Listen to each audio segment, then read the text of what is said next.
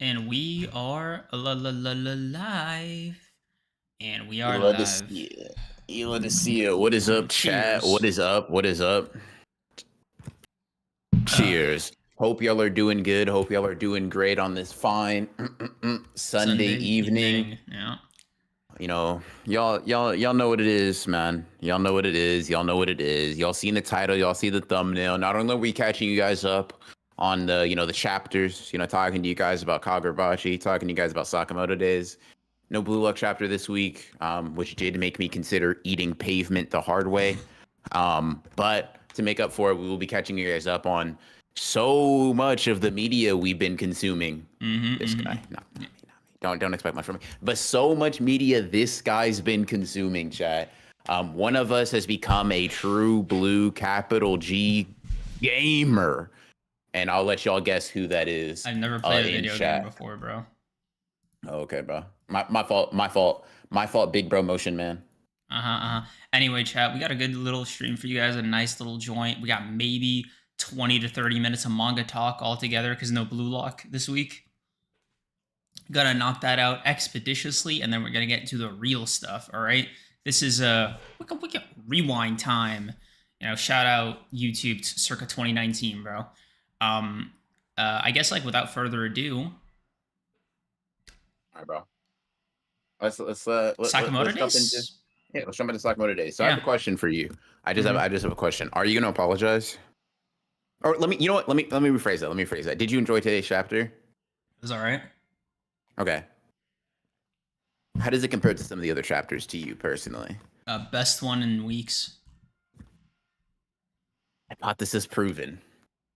Hypothesis proven, bro. Why? You know what? You know why? You know why? Why? No overarching plot elements. None of it's listen.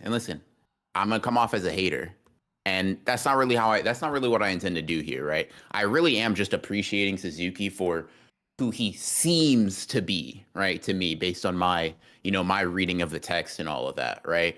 But maybe some people disagree. Maybe some people in chat do prefer some of the prior chapters to this one. But in my opinion, this has been, well, not a peak Sakamoto Days chapter by any stretch of the imagination. It has been the most interesting and fun Sakamoto like chapter that we've gotten in a few weeks. And lo and behold, it's kind of because the latter half of it is not only just straight hands, but it's also pretty simplistic. It's pretty straightforward. You're not really under the impression that you're going to be getting anything different than what you do. Shishiba's like, hey, I'm going to betray, the new order. Osaragi don't follow me. I personally was like, oh, obviously Osaragi's going to lock in with him. Duh, that's big Shishiba, right? And that happened, lo and behold. I'm not saying it's bad. I'm not saying it's whatever, but it was simple. It was straight to the point, and it was enjoyable in a way that, in my humble opinion, Sakamoto Days works best as, at least based on the way Suzuki currently is writing it. Hmm. Yeah. So, I'll be honest, bro. I'm just a sucker for Shishiba generally, so it's hard for me to vet it more impartially. um, I just the only thing I know is when Shishiba's locked in, I'm locked in with him. All right, I am, bro. Me and Osaragi might just be the same character. mm-hmm. So, so Shishiba was in some of the other chapters too, by the way, bro. Shishiba's also there and also active. no, but he wasn't activated, right? That's sleeping Shishiba, all right? This is him being wide awake. You know what that means, right? Mm. So far, obviously, we can still be convinced, right? But the most boring part of the chapter was we got to confiscate all the guns in Japan. The most interesting part was the most smooth-brained, idiotic revenge, not even revenge plot, but I'm going to usurp this guy plot ever. It's funny too. I don't mind it. Once again, to me, it's how Sakamoto Days was meant to be, biblically accurate Sakamoto Days, if you will, right? But I do think it's extremely funny that Shishiba is essentially like, hey, dude, I just got to kill this guy before Takamura comes out. Mm-hmm. And he doesn't go with espionage. He doesn't go with a long-term plan to sort of weave his way into it. He's just like, I'm just going to swing my hammer at this guy and hope Takamura doesn't come out too quickly. It's And such it's a like, yeah. He's like, I think I could blitz this. Like you gotta admire Shishiba's confidence in his own speed. Really, that's what it comes down to, right? He's like, I think I might be faster than the switch it takes for Izuki to switch to Takamura, right? There's that little window. That's where I am, right? I just got to be greater than Izuki, and I think Shishiba's got that, right? he did you saw it? He didn't have He that. actually didn't have that. That was a false belief. That was just blaze. See, like, Yeah. bro said, I think he has that, and we saw this nigga get blocked Yep. like 4 times. Yep. Dick eating on the play, bro. Holy shit. Also, Damon Brown, just say you like aura and hype. Listen, bro.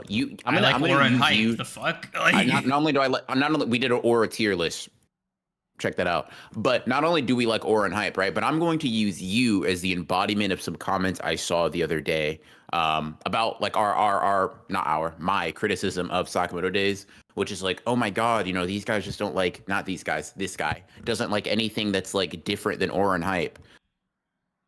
That's not really my point. My point is that Suzuki Sakamoto days doesn't really do anything but aura and hype particularly well. Everything else so far, like if we take these past few chapters and look at that as the the platonic concept of Suzuki stepping out of the aura and hype bag exclusively, is it a coincidence that they also may have been the most boring, least interesting, least provocative chapters of Sakamoto days? I don't think it's a coincidence. Maybe it is, right? Maybe Suzuki needs to grow into his own and being able to write this sort of like commentative, that might not be a word, commentative style of writing, right? Mm-hmm. Maybe it's just something that I need to sit and let cook. But hey, you're here to listen to us talk about chapters on a week-to-week basis, and we're here to talk about them on a week-to-week basis. So if I'm wrong, egg on my face. If I'm right, egg on yours kind of deal. So I feel vindicated because it's not even a slow burn, really. Mm-hmm. Suzuki just said, all right, hold on, let me induce some hype and aura here. And at least my co-host was like, yeah, no, I agree. This is the best chapter in weeks. Listen, man. Yeah. First of all, do you disagree? To be clear, no. Yeah, okay. Because my point. Like the reason I'm using you as like as a contrast is just because you are basically like, no, dude, Suzuki is actually Kubo. His subtlety is unmatched. He might be the greatest author of our generation. I did lead with that might be cope. I did say that might be cope on my end. I was very forward about that. Cool, bro. I'm not, I didn't say you should die for your take, bro. All I said is the reason I'm using a contrast is because we had different views on the chapters instead of circumstance. Then I will say, so far, it feels like, I don't know, Suzuki. I just think this is Sakamoto days at its best, right? I'll take my my super deep, complex themes and such from, I don't know, deep manga and complex and nuanced series such as, Naruto, right, guys? Super subtle, super not on the nose. Like, I mean, like if you genuinely aren't basically like a philosophy professor of sorts, you wouldn't be able to comprehend or understand like the parallels between someone like Naruto and Gaara, or God forbid, a Naruto and Obito. Like, it's going to fly over most people's heads. And Suzuki isn't like that. I don't think that's even better or worse inherently. It just is. It's just a style of writing. Oh my god, dude. It's so fucking funny. Oh, because like I saw you going through like a crisis of faith, low key, the last couple of weeks. I was in what you call denial, right? You were looking at Suzuki like, hey, yo, sit down. Like, this is above your pay grade, bro. You don't go here. You don't compete here. That shit was funny. I'll say, bro, you're not ready for the big leagues, kid. Here's the thing, right? This is why people get upset at me for this, right? It's not even, I don't even look at one as like the big leagues or the little leagues, right? It's just different shit. It's like the NBA and the WNBA, right? It's like they're both professional leagues. They just niggas just play. It's just divided up, right? And so I basically get that to say a crisis of faith would kind of imply that You had I was any? confused. It would imply that I was confused. I was certain, right? Like I am still certain until I'm proven wrong, in very stubborn fashion. So I've heard. Um, It's a crazy cut, it's bro. it's just not his strong suit. It's not Suzuki's strong suit as a writer, and you can like very obviously see the contrast. You can split the chapter almost directly down the middle and be like, "Oh, this is the least interesting part, and this is the most interesting part." Contrast that. I keep bringing up this comparison with Aura Farmer, Takeru Hokuzono using Chihiro as an outlet for pure violence and coolness, right? Like, hey, I also think that Chihiro's an Aura Farmer. I also think that Kagurabachi is chock full of cool moments. However, when that shit switches up and we get a little bit more commentary, we get a little bit more themes and such, It's done better. I'm not seeing a massive gap in quality, right? It's just, can I say the same thing with Sakamoto Days? Listen, different strengths, different weaknesses, different series. Yeah. It's also like I Type shit. think that's also another thing. It's like for all we know, Suzuki could be fully capable of doing something like a Kagurabachi, but it's not the series that Sakamoto Days is. You know? Yeah, no, for sure. No, yeah, no. For all we know, for all we know, actually for all we know, makes that a proper sentence. You're right, bro. It's just not. You're right. Yeah, listen, You're right, bro. We're not. That is not the series we're reading. Sakamoto Days isn't. You know, like it's Sakamoto Days. It's no, for sure. Yeah, you're. I was gonna use a crazy fucking example. I was gonna say, you know, Spy Family isn't Naruto, but I realized they're actually quite similar in some respects. War-torn general society, espionage, conflict. Like it's they're just similar enough where somebody can be a dick about it if they want it to be pedantic. So they're not so far away. It was a faulty metaphor. I didn't like it. All right, gave too much wiggle room. I swear to God, if I see a single fucking one of you actually be like, well, actually, now that you bring it, and Naruto are the same thing, bro. You heard it here first. Don't do this. You heard it here first, this. chat. Oh my God. Naruto and Spy X Family, basically the same series. Oh my God, jump off a bridge. Obviously we know. Obviously we know Anya. Obviously we all know Anya. Naruto Uzumaki, basically the same motherfucker, dude. Holy shit! The only way that the parallels could have become more obvious is if Kishimoto drew a line splitting between them, and Anya had opposing colors to Naruto's fit. Holy shit, bro! Anya did canonically destroy the Leaf Village, though.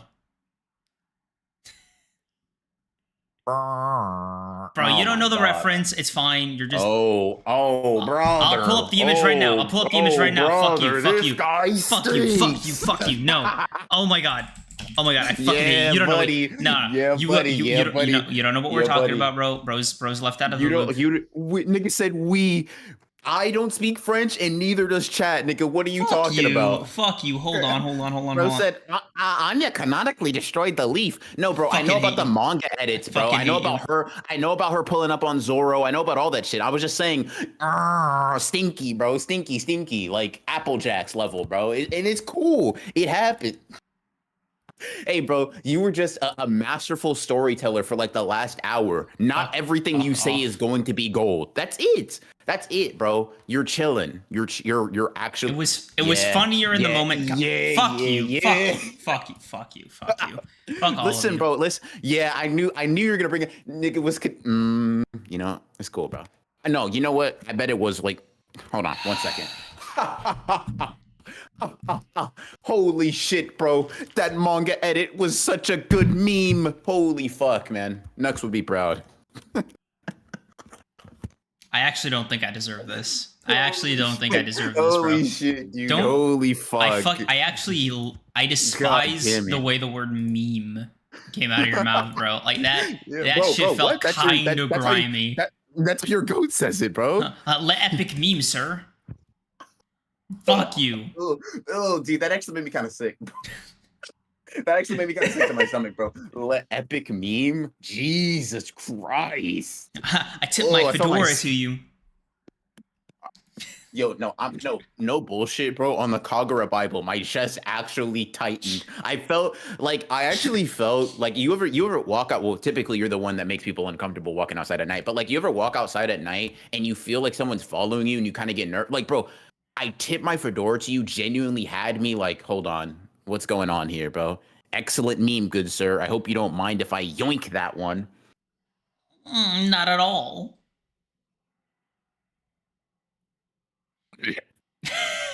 Dude, it makes it worse because this is something that you've mentioned, right? Like it is very easy. Okay, let me think. Let me think of a way to put this because you're also my friend, right?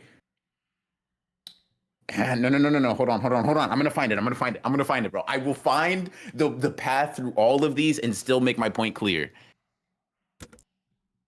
From a certain point of view to a certain group of people, you may fit the stereotype. Holy shit! Holy shit! Holy! Ouch! Fuck, dude! God damn! Oh fuck, dude! Fuck, bro. I gotta Oh say, my god! bro, as a card carrying Wow. Sigma, this obviously doesn't affect me, but I guess you could say I'm the Chad type. The chat type, bro. Holy fuck! Oh my god, man! Honestly, bro, you're acting Oh. like an e-thought right now.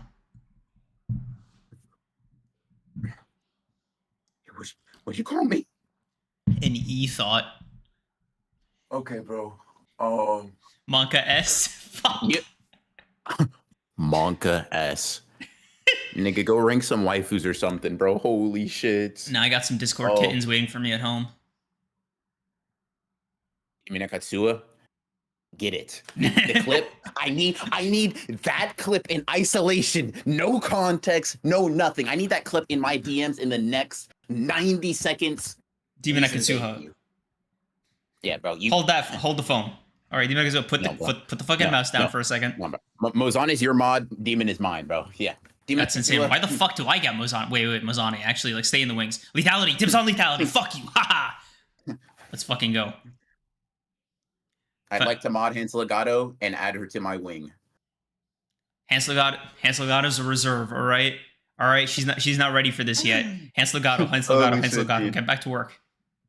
Holy shit, get back to work is crazy. Oh, fuck. Poggers chat. We are searching like Merriam to non-soul cream. Like, here's the thing. I genuinely, like, I wasn't trying to be hurtful, but there was a point to be made. I genuinely was trying. I was, like, it was so difficult, bro, because the mental image popped up first before it was, you know, kind of censored through our friendship. So it was a little rough. Yes. Demon Akatsuha, I actually gave you very explicit orders. Yes, like, yes. So like yes, that's kind of crazy. Yes.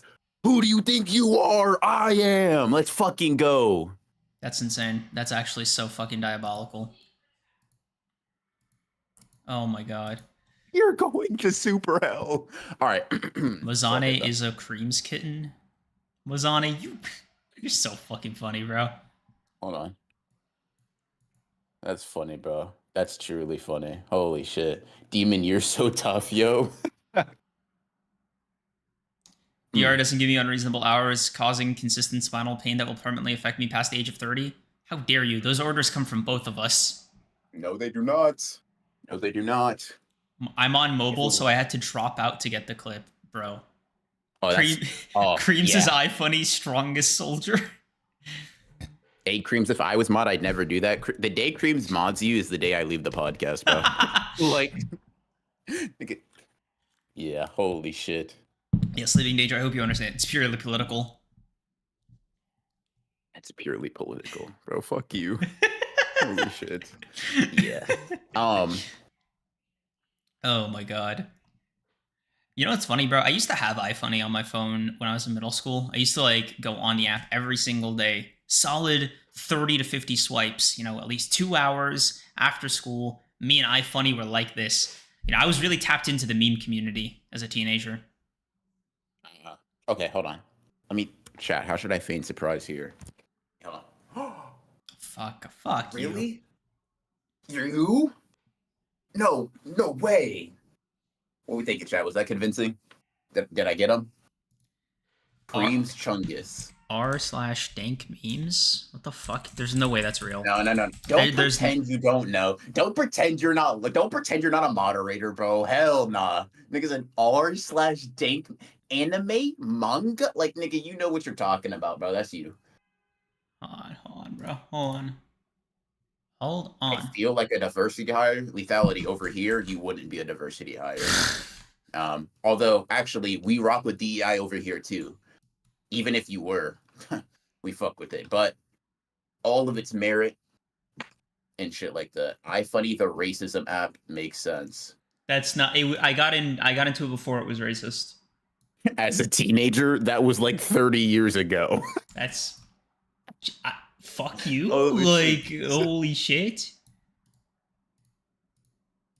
Yeah, this this is the shit you would find funny too, bro. At least the shit you have on stream. Nah, yeah. Low key. I only know about this podcast because of r/Jujutsu folk. Our podcast was on r/Jujutsu folk. That is uncomfortable. Because the thing is too, like it couldn't have been anything good, presumably. Creams is an r/waifus guy. She's a Latina. Yeah, nigga, this is your humor, bro. Me looking to my friend's direction after he told me, look at this. Self-serve, by the way. What is the... As a teen, so during the Renaissance? Fuck all of you? Equally? Like, what the fuck? Shit, dude. Sort by top of the year, Hans Legato said. Holy shit. Sort by... on dank memes? Yeah, bro. Nigga, use your Reddit powers, bro. Okay, sort by... what was it? Top? Yeah, I think so. Of the year. Just this year?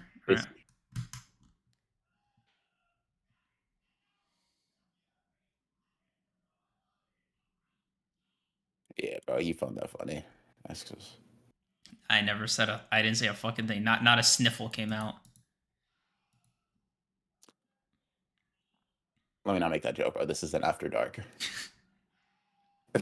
I'll just say I don't know if you can relate to that one, bro. I don't know if that one's you, big bro. Holy shit. What the fuck? That one's funny. That one's funny. I gotta give it up to that. Yeah. That one's funny. Yeah, that one's funny. That one's good, bro. Fuck. Guys, please stop saying cream score. Yeah, dude, I'm not gonna lie. That one's funny. I laughed at some shit on r/dank memes. That's on me. Yeah. Try not to laugh, Creams edition. Y'all actually fucking despise me. That's so wild. No, the Tesla robot shit, bro, is frying me. Holy shit. No, that one's frying me, bro. I'll give it up for that one. That shit was funny as hell. Holy fuck. How was your first day as a 911 operator? Him, some idiot woman called and tried to order a pizza. I tried telling her she called 911 and not a pizza restaurant, and she wouldn't stop crying. The fuck? The fuck?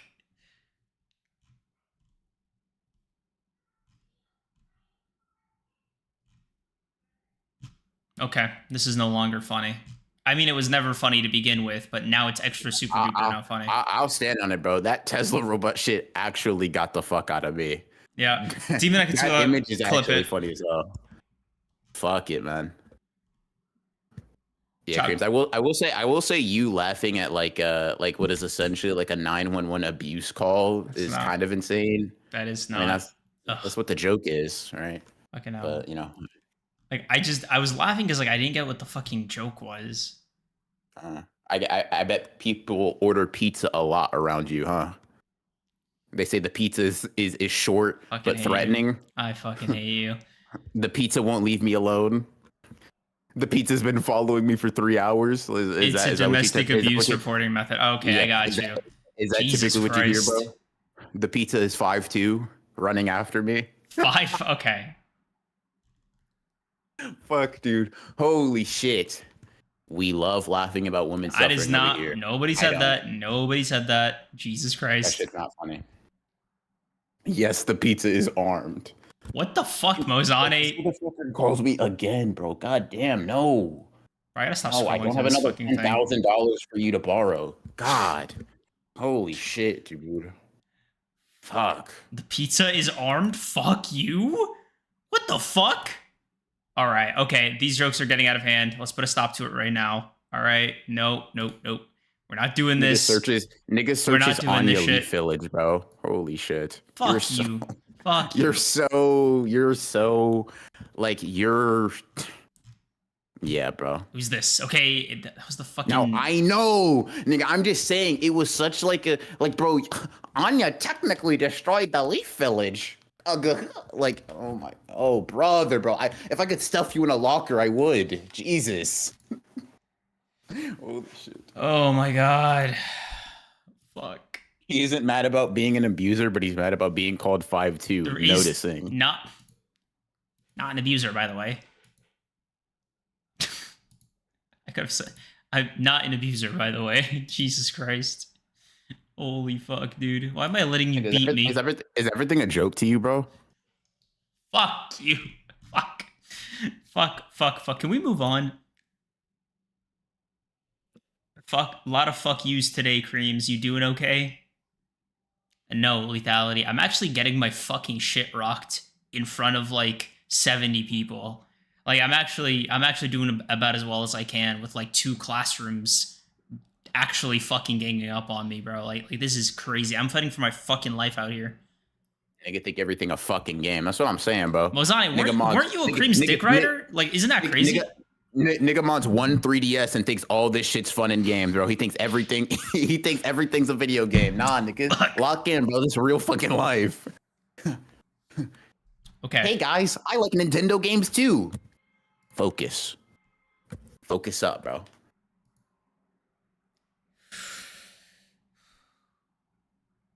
Move on from women suffering. We've been known what you are.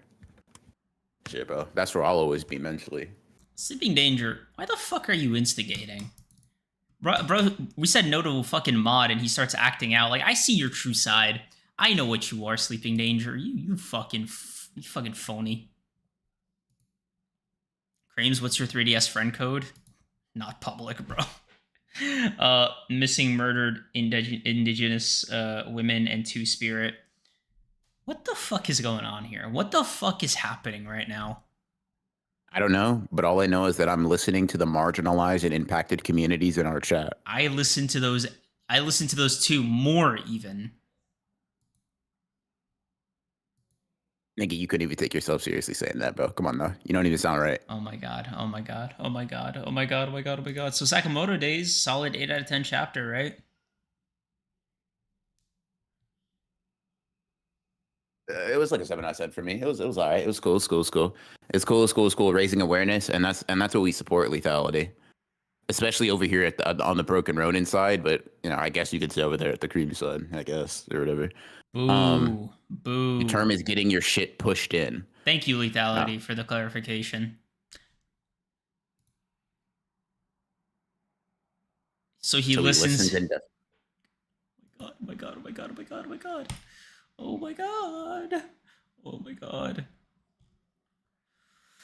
I'm not gonna let you guys get to me.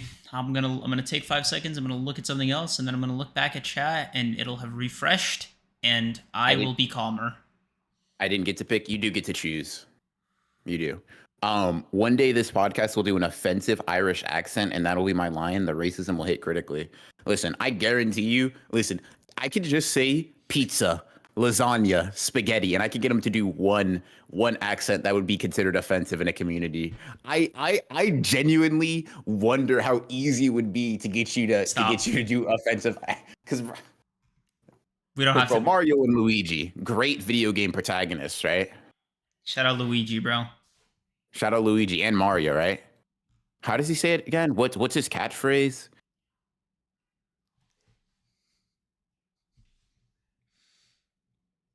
I can't recall at this time. You can't? Really? Didn't you just play Mario's though? Like, wasn't that something that you played? I'm a Donkey Kong guy. Are you? Never played a Mario game in my life. I thought you didn't fuck with monkeys. Where would you hear that, bro? You told me. Doesn't You sound said you like don't me. fuck with monkeys, apes, and primates. That's what you said today, actually. Doesn't sound like me. Doesn't sound like a thing that I've said before about anything ever.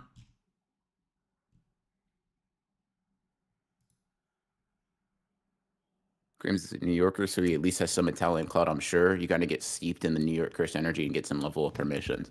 Oh, I got you. So like an Italian let you like do like offensive No. like accent. So like basically, oh, I get it, bro. You're part Italian because you're a New Yorker. It's like their city type shit.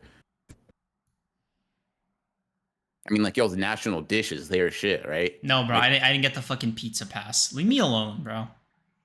the pizza pass? Is that all you think Italian culture is? Pizza? Bigot baiting. Honestly, man. Creams is a Do a slice of... racist Native American accent. I don't think Why do you want to see that? Are you a fucking I don't masochist? Like, what the fuck? I simply don't think that is intelligent, but I do think given the right circumstances, he would very easily cave. Yes. No. I'm not gonna lie, Lethality, that's absolutely insane. Ain't O'Hara Italian? Is No, he? no, he's German. How does he sound again? I haven't watched one of his videos recently. And neither have I. Yes, you have, bro. What the hell? So, Kagurabachi time, yeah. Oh, dude, holy shit. Mm-mm-mm. Oh, Yeah, chat. Kagurabachi, let's go. Creams would be frothing from the mouth if he played Ape Escape. Why is that, bro? Hokazono, Aura. Creams is a slight suggestion away from slinging multiple slurs. Not even. I He'll honestly do it want for to free. give Creams the potato pass. It's not the leprechaun pass, but it's something. Hans Delgado, what the fuck are you talking about? Oh my god, dude, you haven't done your research. Holy shit. He's just an ignorant American chat. Oh my god, dude. If it isn't fast food, French fries, and goddamn sewer rats, he doesn't give a fuck. Oh, I'm sorry. Also, bacon, egg, and cheese. Get into it the Yaki way. Like, yeah, this nigga isn't. God.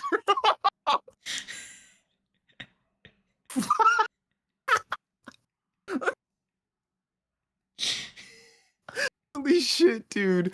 Holy fucking shit. Fuck. Bacon, egg, and cheese. Oh fuck. Holy shit, Oh, dude. fuck. Oh fuck. Holy shit, man. God damn. Oh, fuck. Wow. Wow, dude. I'm not gonna lie. I don't know what was in the water, but holy shit, dude. An electric start to the pod today. I honestly, man, holy shit. Bro, we were so calm, like, leading up to starting stream, Yeah, too. bro. Holy shit. God damn, man. I gave an impression, bro. You should give an impression too. What was your impression again? Oh, the New York one? Oh, I guess you could call that an impression. Oh, Team Nekatsu, I think for the two. Creams, here's the King Charles Royals Glaze Pass. Oi, blimey, bruv, I'm so fucking British, yeah? Oh, I You love just proved adding... Louis Davis' point. I love that. You're a suggestion away. I love that. You're- I love adding tuna and beans on toast. Oh yes, a baked potato. Yes, tuna will go good on this briskets and pilly willies. Oh yes, I love the Queen. Oh yes, bully. I'm so fucking British. Yeah. Yes. Could you send me that clip? I need to send it to Mikey in case he's a billionaire. I will be getting, bro, me and Johnny about to make a massive fucking cut with your share out of here, bro. Hell yeah. Holy fuck, bro! It wasn't a suggestion. It was a dono. So Sleeping Danger is still off base. Whoa. Time out. You're saying if we get a dono saying to do that shit, you're locked? No. You're saying that's how easy it is. $2. You're saying No. That's $2 for the British, bro. Like, it would be... I wouldn't do it at all for any... I wouldn't do it at all for... I wouldn't do it at all Come on, for bro. any price. There's no price on here that I would do it for. That seemed like pretty lawyer-esque wording, bro. That didn't really seem like there's no price on the planet, right? No price any human could pay you, right? Like if you got like, for example, all of like, I don't know, Elon Musk's net worth, right? Due to an offensive, Italian accent, you wouldn't do it, right? How come you never clip the stuff I want you to clip, Demon Akatsuwa? Do you not want funny clips for the pod? That's insane. That's insane. That's fuck you.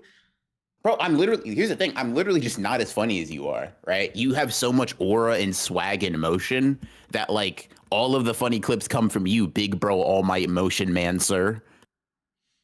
I'm merely a civilian, a resident, bro, in your country. Holy shit. Yeah, my bad, Cap. Stealing line, thank you for the 5. Say all of N10 moves right within 10 seconds now. Creams, failing, glaze, nux. No. He already did. We don't really need him to repeat. But yeah. All right, let me read some of the since we're reading super chats, let me read some of the words real quick. So Hamas Keijo, thank you for becoming a member. Appreciate you, and welcome. M3D, thank you for the 2. I see Cloud on the thumbnail. Who sees the vision? I did not make that thumbnail, chat. I think you're just doing shit. Darian, thank you for the 2. Do your best super eye patch wolf impression. I can't do it on the spot. Like I'm come on. All right, you gonna reference? Gotcha. like because it would just sound like I'm doing a Jacksepticeye impression, or it would sound like that if I wasn't, if I didn't fuck with Irish people so much. They don't really have accent. I can't hear accents. Are Irish people different? Are you good, bro? What are you doing? To everybody else? Hey, bro, wait. You made us Mario and Luigi. Why didn't you bother like doing an impression? I mean, you're Mario too, bro. What's the phrase? Mm-hmm. Can't fucking pull it up. God damn it. Creams, you don't even like them, so just do the Italian impression, man. You just made that up. You just sat there and made up a lie. Like, what the fuck? Don't. He sat there and made up a lie.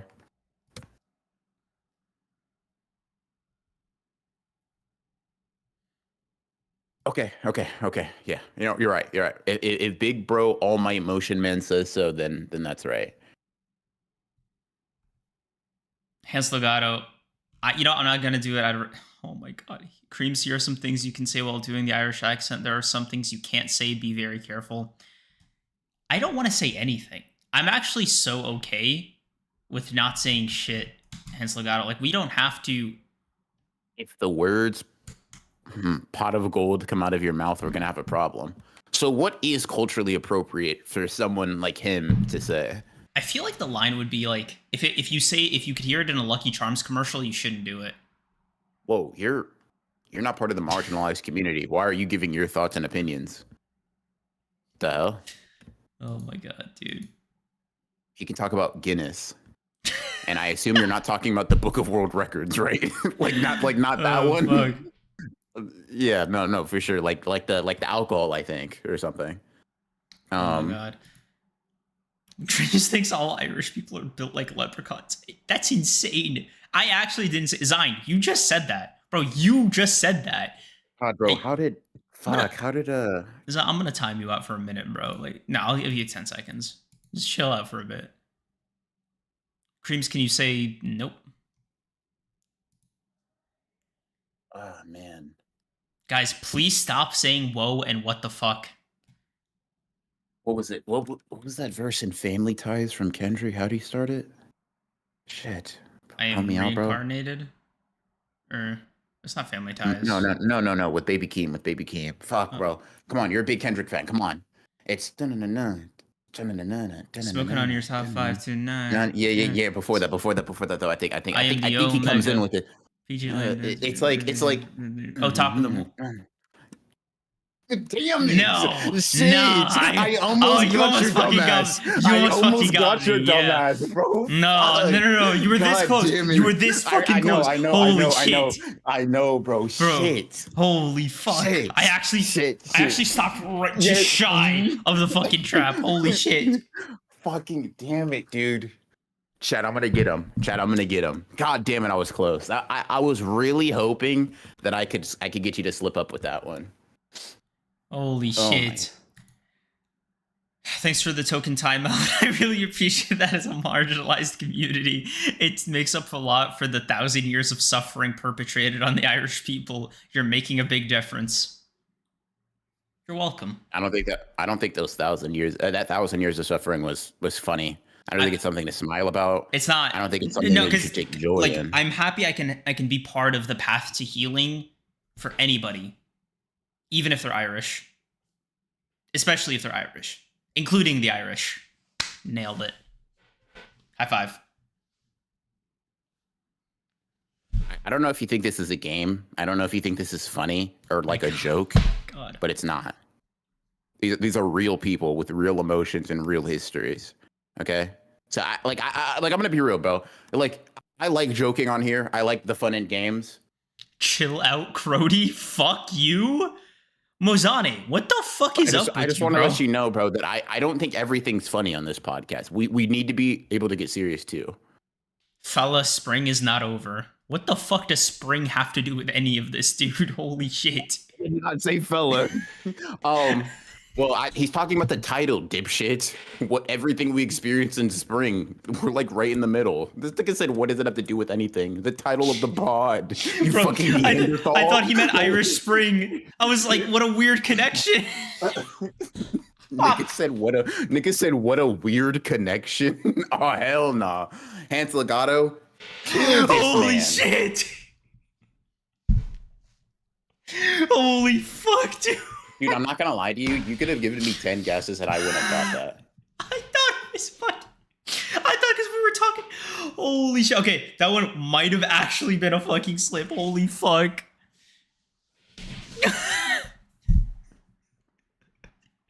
Nah, hell nah, bro. Oh, Once shit. again, I have to reiterate. I Holy don't think fuck. this is funny. I don't think this is a joke. I don't think this is a laughing matter. These are real people, real suffering. Can you keep a straight face? Hans Can Legato, you consider? please tell me you're fucking with me. I actually don't want to show you what Irish Spring is, and you're gonna make me upset. No, pull it up. No. You thought of it. You wanted to bring it up to chat. Go ahead. Pull it up. All right, it's nothing crazy. It's just soap. It's just a fucking body wash here. A culture reduced to Shut something the for us fuck up, bro. to rub on our Shut bodies. the fuck up. Shut the fuck up. Shut the fuck up. I swear to God, I wasn't just like saying a random slur. Please, Hans Legato. Please, Demonexu, if you're part Irish. Please, Mikey. Fuck. I just don't even. I don't know, man. Like it's moments like these where I just wonder if we're like compatible as podcast goes, because it's like I think there just seems to be an element of knowing when to get serious and knowing when something just isn't funny. I don't think people's pain and their culture and their trauma is funny. Haha, look up native deodorant. No. I'm on very thin ice here, Lethality. I am fighting for my fucking life over here. Why are you recommending I go into the fire? What the fuck? Once again, not listening to the marginalized voices in the community. Cream's bottom 3 wrestlers are Sheamus, Kofi Kingston, and Rey Mysterio. Bro, I love Rey Mysterio. Kofi's okay. Sheamus was cool. He just wasn't. Like, bro, don't make me fucking dick suck Sheamus for points. I'm actually begging you. Dude, I'm 5% Irish, and honestly, man, fuck you. Lozana, how you respond to that, man? Lozana, No. Lozana, you're 100% of a dickhead, bro. Holy shit. Majority black, by the way. So you're saying his blackness predisposes him to dickheadery? Fuck. No, I'm not, bro.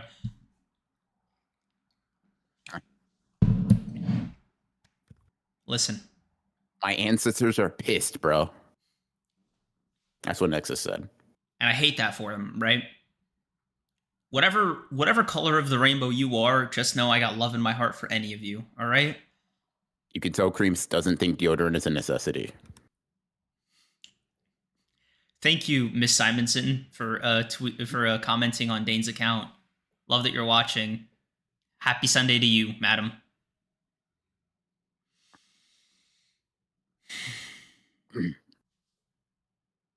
So Kagurabachi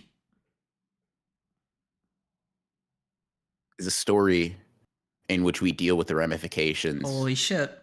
Of a trauma that's inflicted on a culture. Yes. Yeah. Can you handle that? Or is that going to be funny to you today too? I can handle anything with the utmost seriousness. Look. Stoneface, all right? This guy never cracked a smile a day in his life. Like I say, take remember for 15 months. Domain expansion and rise of the misogynistic racist. It's not funny. M3D, thank you for the 2. Quick Creams, you got 2 seconds. What deodorant do you use? Arm and Hammer. Is that a smile? Nah. Wait. Now it is. This Black and brown, not on the rainbow? Holy fuck. Holy fuck. What are you gonna say? What are you gonna say next? I don't care if you're green, blue, purple, or white. Is that one? You gonna bring out that old reliable?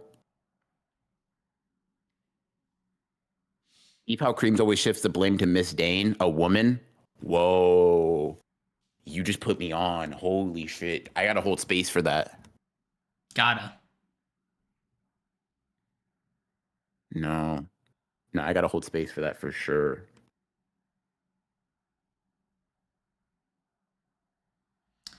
So Kagurabachi. Sorry, bro. I'm holding space right now. The space is held, bro. That's only for the people that are impacted to decide.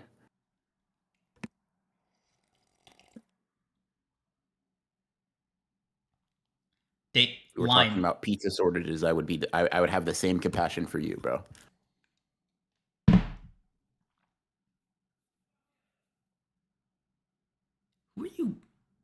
Who are you doing this for? Who are you fucking impressing right now, bro? Impressing? Oh, got it. It's the they're not gonna fuck you equivalent, bro. No, listen, hey man, understand this. You can do things out of the character and the desire to see good in the world. Not everything's a bit. Not everything's for a point to impress someone. You know what I mean? Not everything's for that, right? Some of us just have morals. Some of us just have standards that lie in our heart. All right. And I hope that with maturity and that with time, maybe in your mid to late 50s, you'll be able to find that as well. Yeah, me too. So Kagurabachi? If you think you can handle it. Yep. All right, Kagurabachi break on 3, We're just going to tap our fucking 1, 2. You think I'm going to let this come into contact with other physical matter besides me? Hey, bro, Kagurabachi on Kagurabachi. We got to break it in, all right?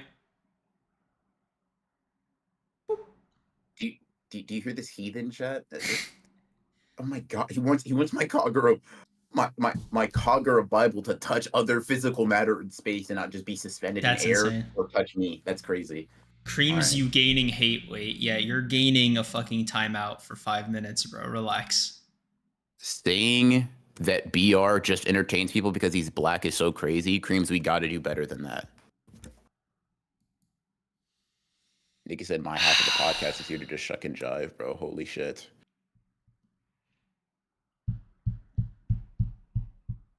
Creams doesn't know character, just caricature. Bet you thought you cooked, bro. Hey, bro, why'd you just DM me and ask me if I watched Tarzan over the course of these past few months? I've never Why am I an overt racist, bro? Why can't I ever be like a fucking, I don't know. Never mind. It doesn't matter. Stupid anyway. Demon Akatsua. I just need the why am I an overt racist from Koreans? Thank you. Please and thank you. Yeah, please, Please, no, please, no. exercise Just some please, fucking restraint. just no, no, no, no, no. Just please have that on my desk ASAP. Thank you very much. I Holy very much shit. appreciate you for your services. Oh my god. There we go. All right. We've removed the Irish Spring from the stream. Holy shit. Frames' favorite movie is Leprechaun 5 Back to the Hood. What the fuck are You you find that doing? funny? What the fuck are you Just doing? just a mix of stereotypes. Holy shit. Oh my god, dude. Why did I see a notification of you asking the other people if they've watched my gym partners?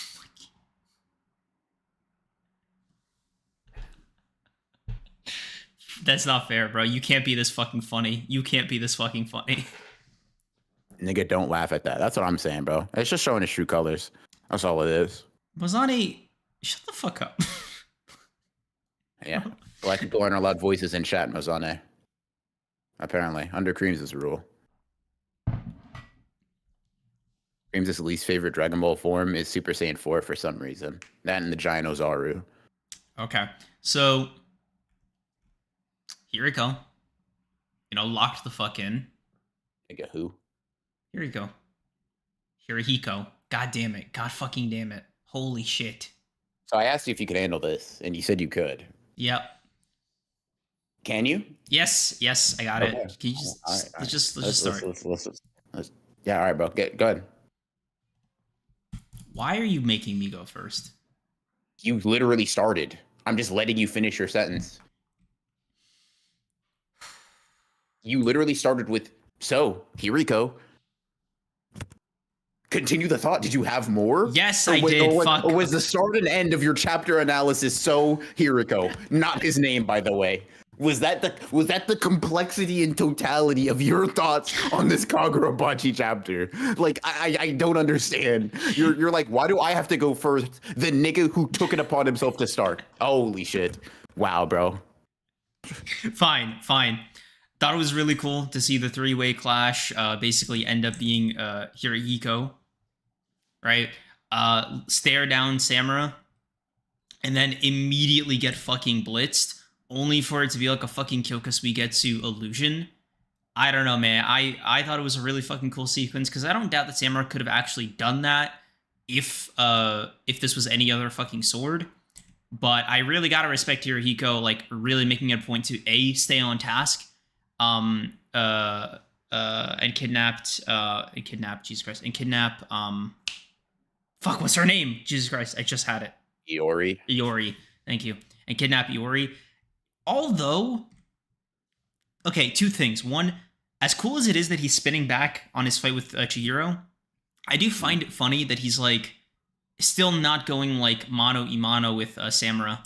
So I do find it very amusing that, like, in a sense, he's not quitting, but he is adapting his goal. Like, he's not like, yeah, bro, I'm gonna kill Samura right here and now. And he is still focused on, like, maintaining the goal of the original plan.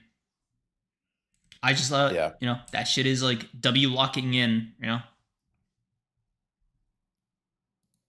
Thank you. I will contribute to the conversation in a second.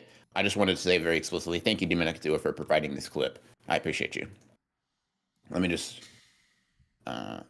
document this real quick. Give me 1 second. No, I very much enjoyed the chapter too. I did expect that the clash would sort of dissolve very quickly because there's an obvious power gap between them.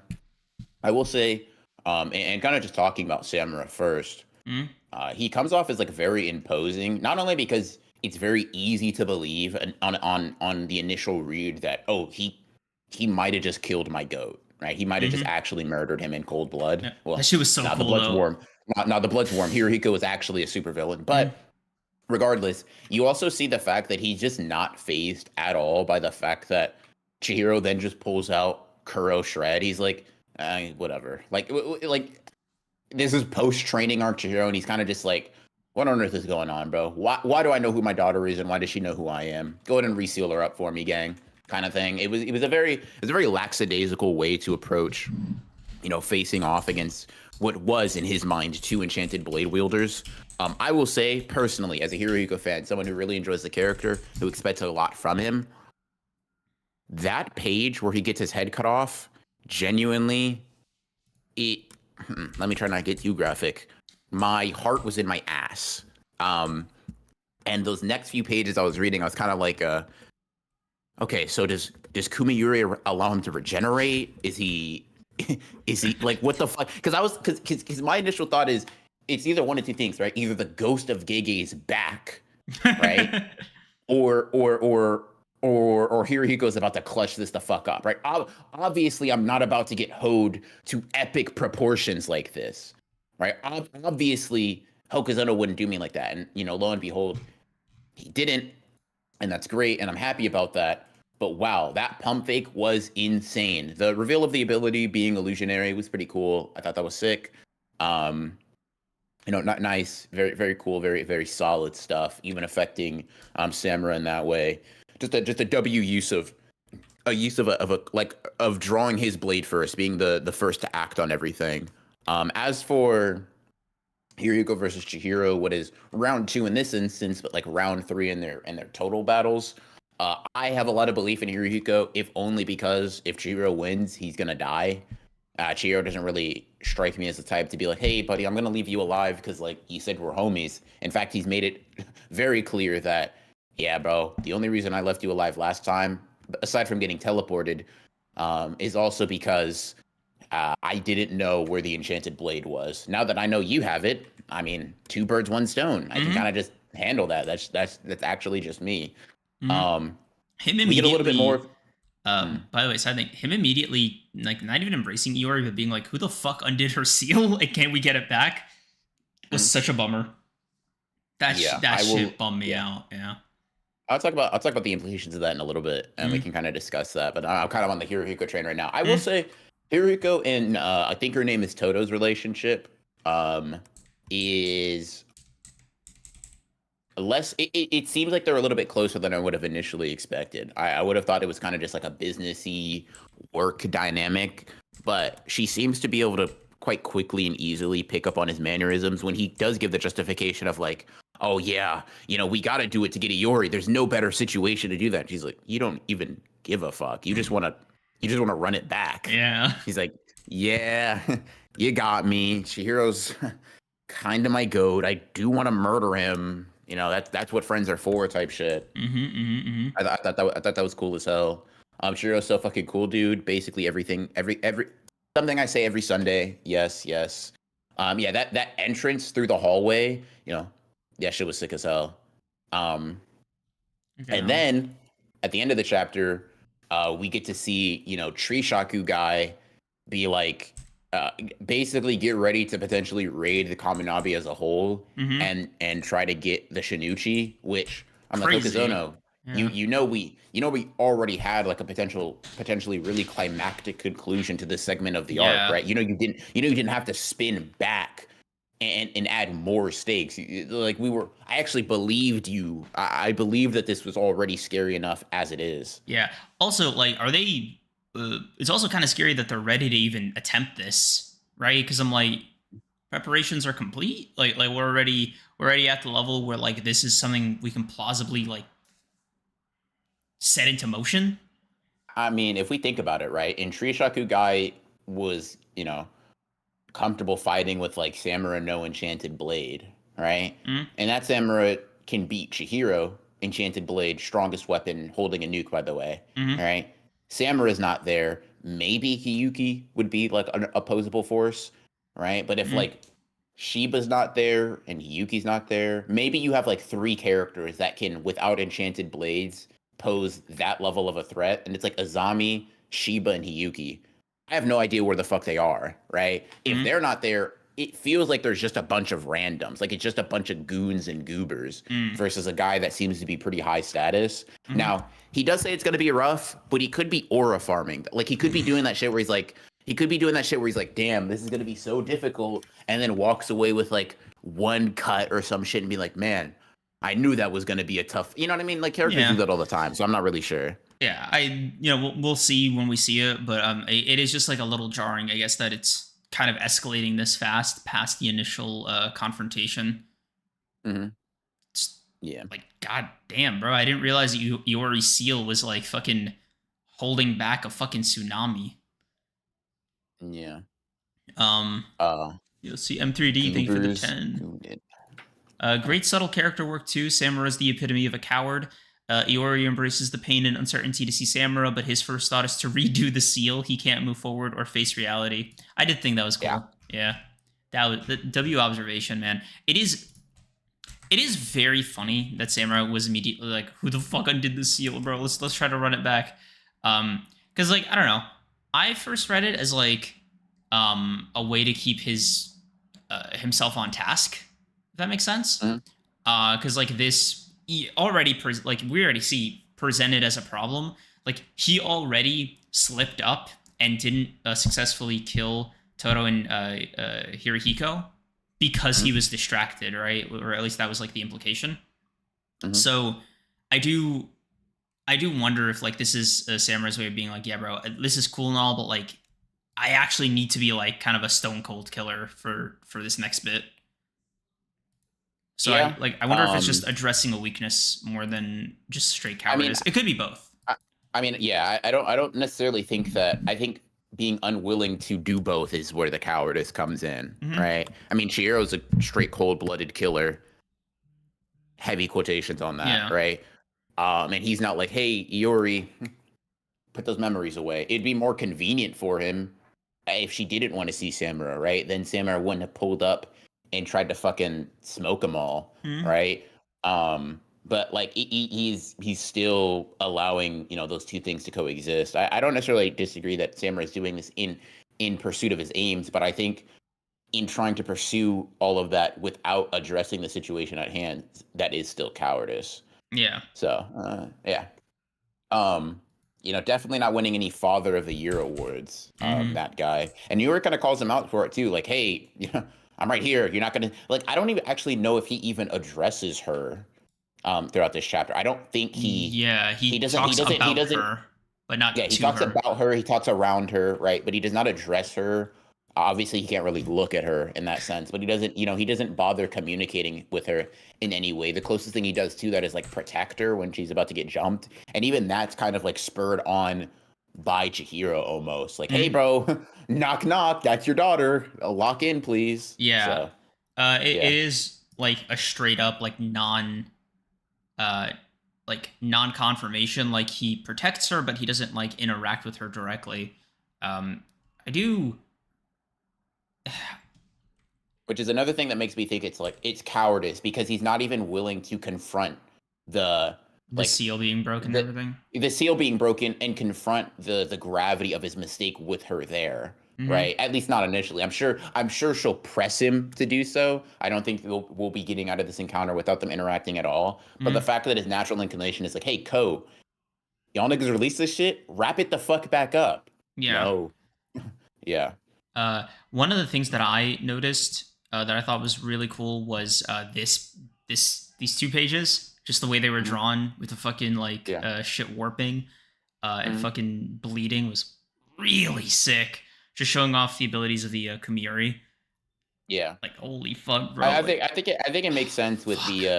the visual design as well. Pouring the drinks, Hmm. I think it really works. It's very cool. Yeah, when I first saw this Um, little panel of Hirohiko here, it actually mhm. looked initially like he was wringing out the sword almost. Mm, So okay, okay, okay. yeah. I fuck with that. I fuck with that. I fuck with that. So Uh, I like to imagine there's like a twisting motion. I know there's probably not, but like I like the idea that there's like a like he's actively pouring or motioning at least of something yeah, like leaving like the cup bottle whatever this thing is. yeah. I fuck with that. I fuck with Mm. that. I do indeed fuck with that. I do indeed fuck with that. Hmm. I do find the Kamira's weapons or this specific ability like Banquet to be Mm. very funny because it's like the only hallucination thing that would work on like Samura. Like Yeah. out of all the fucking like you know what I mean? Like it is very convenient that it is like this is the type of thing that would work on a blind guy, you know? Like Chihiro W fucking planning, protected his eardrums. I just thought it was like a Mhm. really, really amusing um like because you don't think Samura's like sees that shit every day, metaphorically. Like, I don't think I don't yeah no, you're right. I don't think Samura sees that shit every day. yeah, just very, very, very funny. If the animators don't overly detail his hands twisting over the handle and hearing it, yeah, I would like to see that as well. Samura immune to sight-based genjutsu started moving like Kabuto. Let me not say what was on my mind. Oh my But god, dude. yeah, it would honestly be cool if like the illusion also comes from not only like the release name, because I mean it's likely just spirit energy. I Mm, don't know if but also like if seeing the pouring motion and then hearing the liquor fall mm, into the cup, like the sake cup, that would be kind of a cool way to incorporate like most of the senses in that sense. mm, mm, No pun mm, mm. intended. Yeah, Um, very. I think very good chapter. Solid 9 for me. yeah. But you?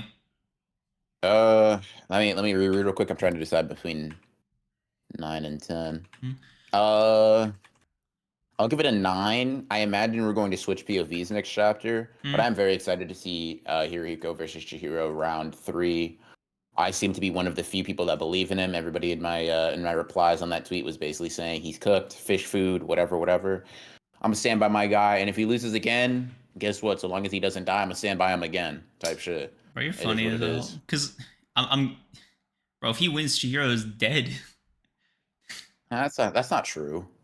That's just like I mean, Samura won, Sojo won once. You know, I Kiora beat guess. him once. He like it's kind of like you know what I mean? Like protagonists can lose Mm, without the story ending. yeah, that's fair. Um, Oh but man. yeah, By the way, quick note on Sakamoto days that I just remembered. Uh, what's up, guy? Gengatron, you Gamalicious. do you see any death flags for Shishiba and Osaragi, or is this like a they're defecting and then they join They very and well they very well might die, but I mean it's also Sakamoto Days, so I don't know. yeah, Like in another series, I would think, damn, bro, had a good run. y'all might be done for, but it's Sakamoto Days. They might get away. Okay, Um, because like I was just thinking like it was a cool moment between Osaragi and Shishiba at the end of the chapter, right, where she mhm. was like, "A world that isn't what I want, whatever." Um, it, I do. Hmm, let's say they defect. It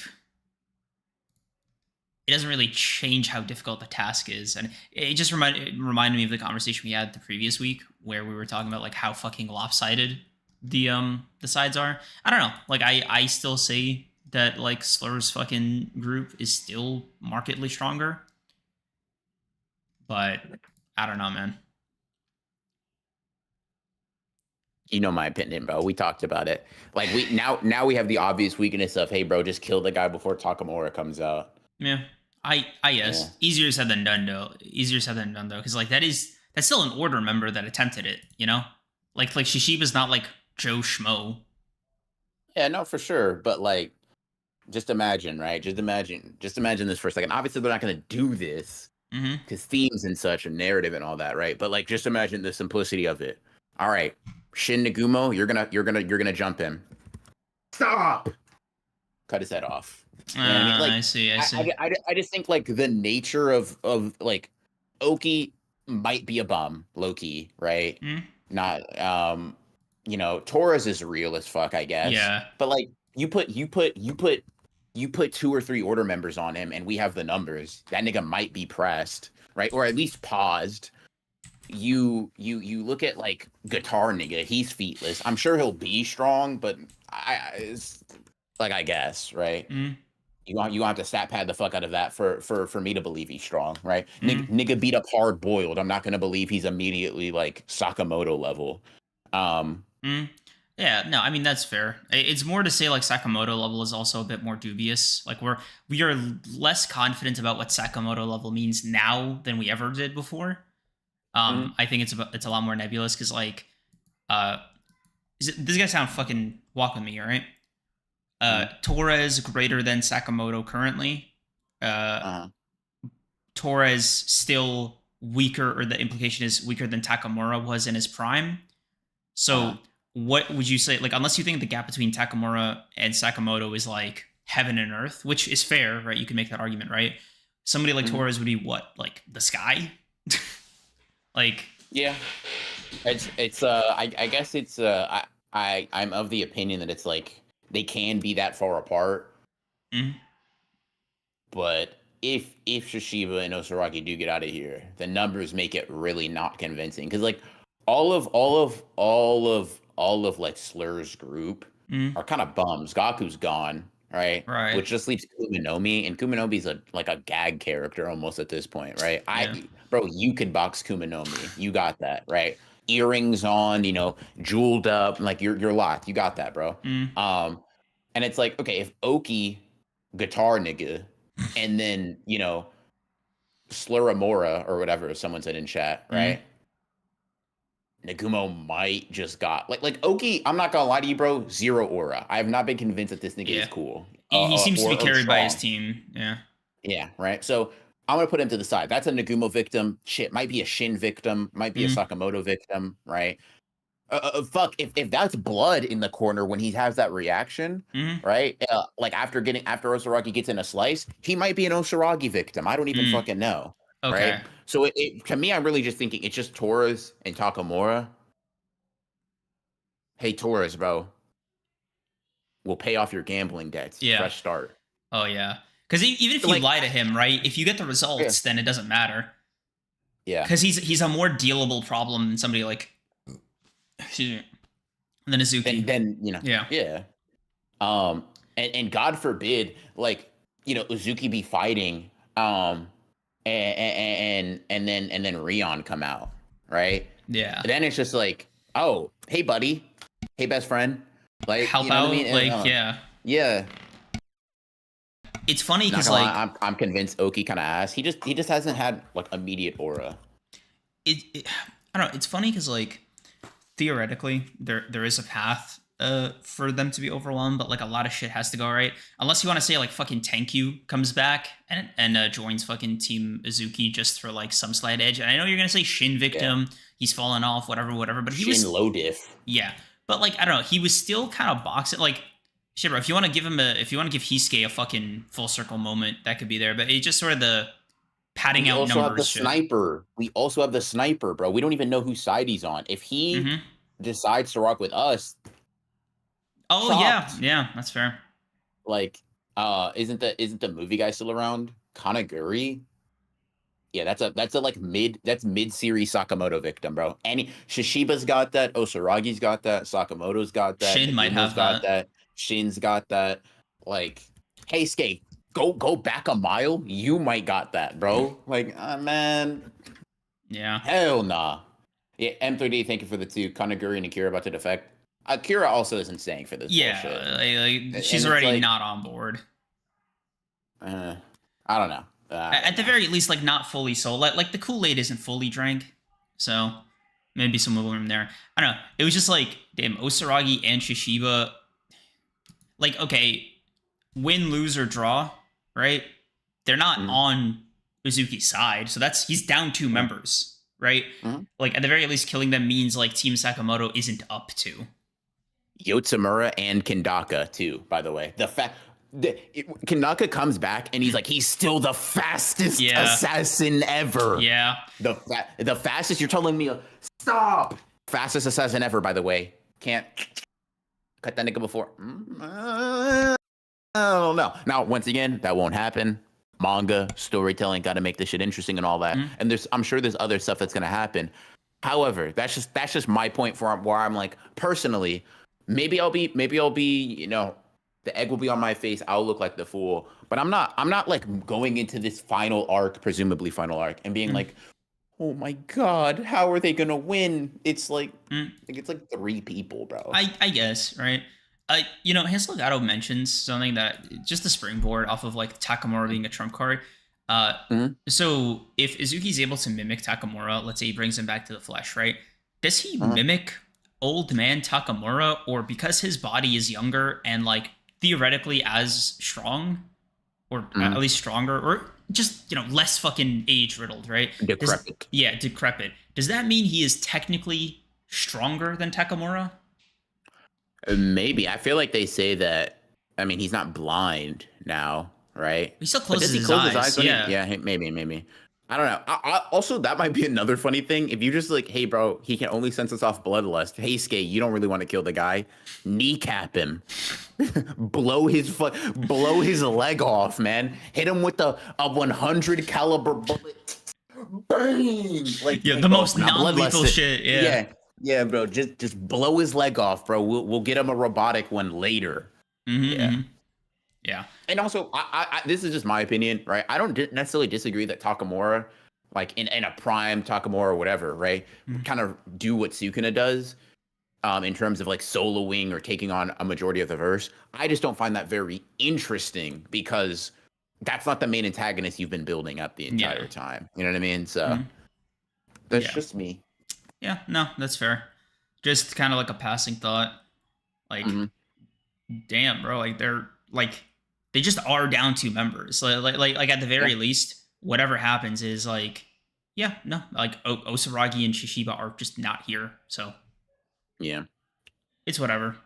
Like it gets a Um, lot less impressive instantly. Like 4 chapters ago, they're showing up outside the prison, and then here it's like, yeah, they just lost 2 heavy ass hitters. Like yeah. already numbers already dwindling type shit. Hmm. That's Hmm. He's purpose. Oh yeah, okay, yeah. Whew. Anyway, that was good. Good little Yeah. discussion. Good little discussion. So chat. Now it's time to get into what we consumed the last couple of months. We haven't been sticking to it monthly. I think January was the last update you guys got properly. You got some allusions to what we did in February. But generally, here we are. Here we Big are. big spring, big 2025. I'm glad that combined chat, we will have what looks like a normal person's media consumption for this amount of time. Yep. Now, so I'll be honest with you, chat. And this is my, forgive me, chat, for I have sinned. I have not listened to a single new fucking album or read a new book. I just haven't. I forgive me, all right. I'm sorry to let you guys down, but I just fucking haven't. That's on me. It won't. It might happen again. I'll be so dead ass. Um. Oh, good night, sleeping danger. Um. Just make it quarterly, man. Dane, the problem with making it quarterly is just I agree. this is technically what we're doing, right? We much to like both of our fucking disbelief, we do consume a lot just in different ways. So for more, I mean, more for me, it's like about shit getting buried at that point. Oh, fair enough, bro. I do not consume a lot. Like that's my issue. Niggas that we consume a lot in different ways. That's so kind of you, big bro. That you know what I appreciate you covering for me like that. Mm. Are Um, y'all counting adult films? Kind of weird ass question is that, man? Nigga, what? Are you good, bro? Yeah, like what's wrong with you, bro? Like just whatever, bro. Whatever. Yeah, think Yo, that one through next time, gang. say it again. I just said think that one through next time, gang. I Mm. just talking to Darren. I have a weird idea. Just because I Okay. might use the bathroom, and it might be a good opportunity to talk about for you to talk about the music you've been listening to a little bit. Oh, fun. A platform for me to talk about my music opinions without a crutch. Yeah, because Ooh-wee. I haven't listened to any of these. No, I So know you haven't. I know you haven't. I know you haven't. I know you haven't. I know you haven't. Um, yeah, so I'm like just gonna pull this up. Let's see, will it work? Yes, it will. Awesome. But I do, I'll let you get started on this because I really need to thanks, pee. thanks, big bro. No It's problem, fine. man. All in a day's work, for real, for Yeah, real. chat. I just got proverbially thrown to the woods, or thrown to the woods is crazy, dumbass nigga. Anyways, thrown to the wolves. Um, all right. I listen to music. I actually don't know if I included Young Nudi's Nudie Land in my last review. It's been that long, but I did listen to that. Let me hold on. Let me pull up my. What is? Oh my god, bro! Who's hitting me up on? Oh, never mind. He just sent it to me. Okay, whatever. Oh yeah. Mazana, I'll talk about what you recommended to me in a little bit. New Pink Panthers. It came out today. I have not listened to that already, unfortunately. Hold on, though. No, not Pink Tape. Like I don't want to listen to Uzi. Pink Panthers. Anyways, let me just run y'all through.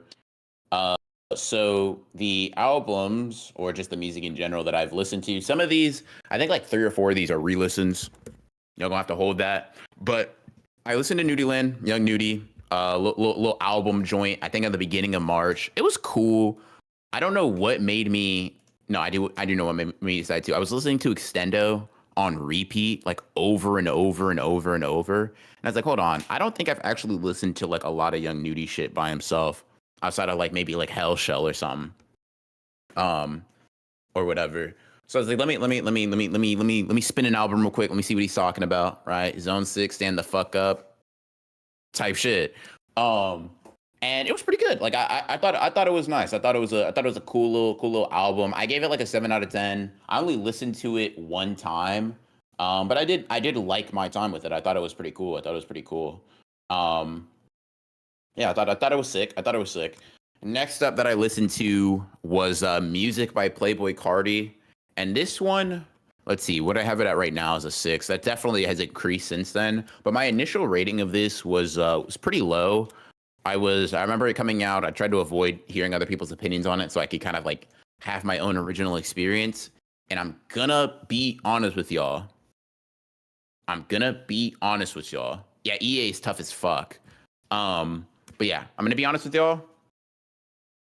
That first listen, I might have thought Playboy Cardi was washed. I'm gonna be real with you. It was so bad, in fact, that immediately after listening to music, I went back to go listen to Playboy or self-titled and Die Lit. Right. I was like, hold on, bro.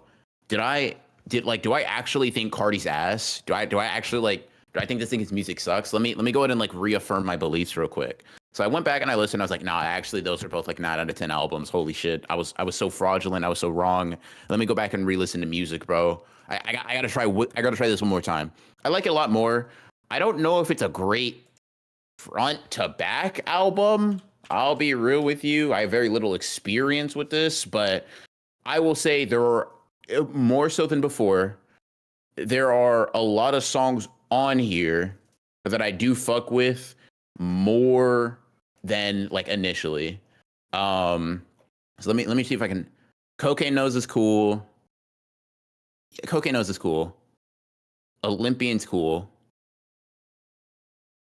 I know niggas make fun of I know niggas make fun of of Opium Baby, but I thought that shit was fine. I thought that was cool.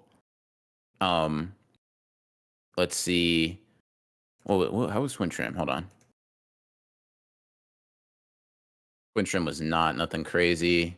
There was one with Jump. Okay, yeah, Jumpin' was the one that was also really good. Did I like Talks? I think I like Backdoor. And did I like Evil Jordan? Let me see. I actually didn't all that much. It was fine. It was whatever. And then Good Credit I liked. Charge Him Josephi. Future kind of went, he did his thing, and then Overly. It's like I like a lot of the songs on it. I like a lot of the songs on it by themselves. But in listening to that album all the way again, front to back, I was like, God damn, nigga, you could have cut a lot of this shit out, bro. Like it's an hour and 15 minutes. It does not have an hour and 15 minutes of great or good songs on it, bro. You didn't fuck with the Kendrick features? No, I rocked with I think Kendrick did his thing. I think Backdoor was cool, but I like Good Credit. I like Good Credit. I saw some niggas that didn't like it. I fucked with it. I'm personally chill with Kendrick kind of being on his goofball shit. I thought that was cool. K-pop hitting Good Credit go on me. Evil Jordan is good. Evil Jordan is like fine. I didn't like Evil Jordan didn't move me, but it was cool. It was cool. Um So I think a revised score for music would maybe be like a 7, 7.5. Um, like it was cool. It was all right. I do have it at like a higher score than I had before, but it wasn't great. Like I said, I had self-titled and Die Lit. They're both at nines. Peak Cardi type shit, basically. So that was cool. Re-listened to, or I think this is my first time listening to So Much Fun front to back. I listened to a lot of the songs off this when it came out, like 2016 or some shit. But I never like actually listened to the full album like that. It was good. It was very good. 8 out of 10. I don't really have too much to say on that. Um, Listened to OK, not an album. I think it's just a single, Young Thug and Dre on it. That was cool too. I gave that like a 9. Um, Now, the most recent listens, I think the things that I listened to uh, in the past couple of days. So Mozane recommended me, or pretty much asked if I wanted a recommendation. I was like, shit, sure, bro. Need to listen to more music anyway. So um, he recommended The Sun's Tirade by Isaiah Rashad. I'm not gonna lie to you, Mozane. I was gonna ban you if I didn't like this album. It was just gonna be a principled thing. It was good. It was good. It was a vibe. Now I need to re-listen to it, right? I really do need to re-listen to it, because for reasons that like Creams is privy to, I was having kind of a little bit of an ego death while listening to this on my way to go work out. I kind of felt like I transformed into a different person, not really because of the music per se, but just in tandem with listening to it. So like standout songs, standout moments are going to be tough for me to like to list off, because I'm gonna be real with you, L music listener on my part, my mind was definitely wandering at some points during the album. But I did really like it. I did really like it. I enjoyed myself quite a bit in listening to it, and I'll be listening to it again pretty soon. It was like a smooth 8 out of 10. It was a smooth 8 out of 10. It was pretty cool. It was pretty cool. Um, let's see. And then the last thing, the most recent thing I listened to it today actually. Nice. More Chaos, Ken Carson. Um, it's weird. I like the songs. Fuck, did a lot of them feel so similar, bro? Holy shit. A lot of them just felt like I was like, hold on, did I not just play this shit on repeat? I don't know if we got any Ken Carson fans in here. My bad if I offended you. You know, you know, I failed opium type shit, but like it was cool. Like I like the songs and I like Ken Carson, but I was like, man, this shit is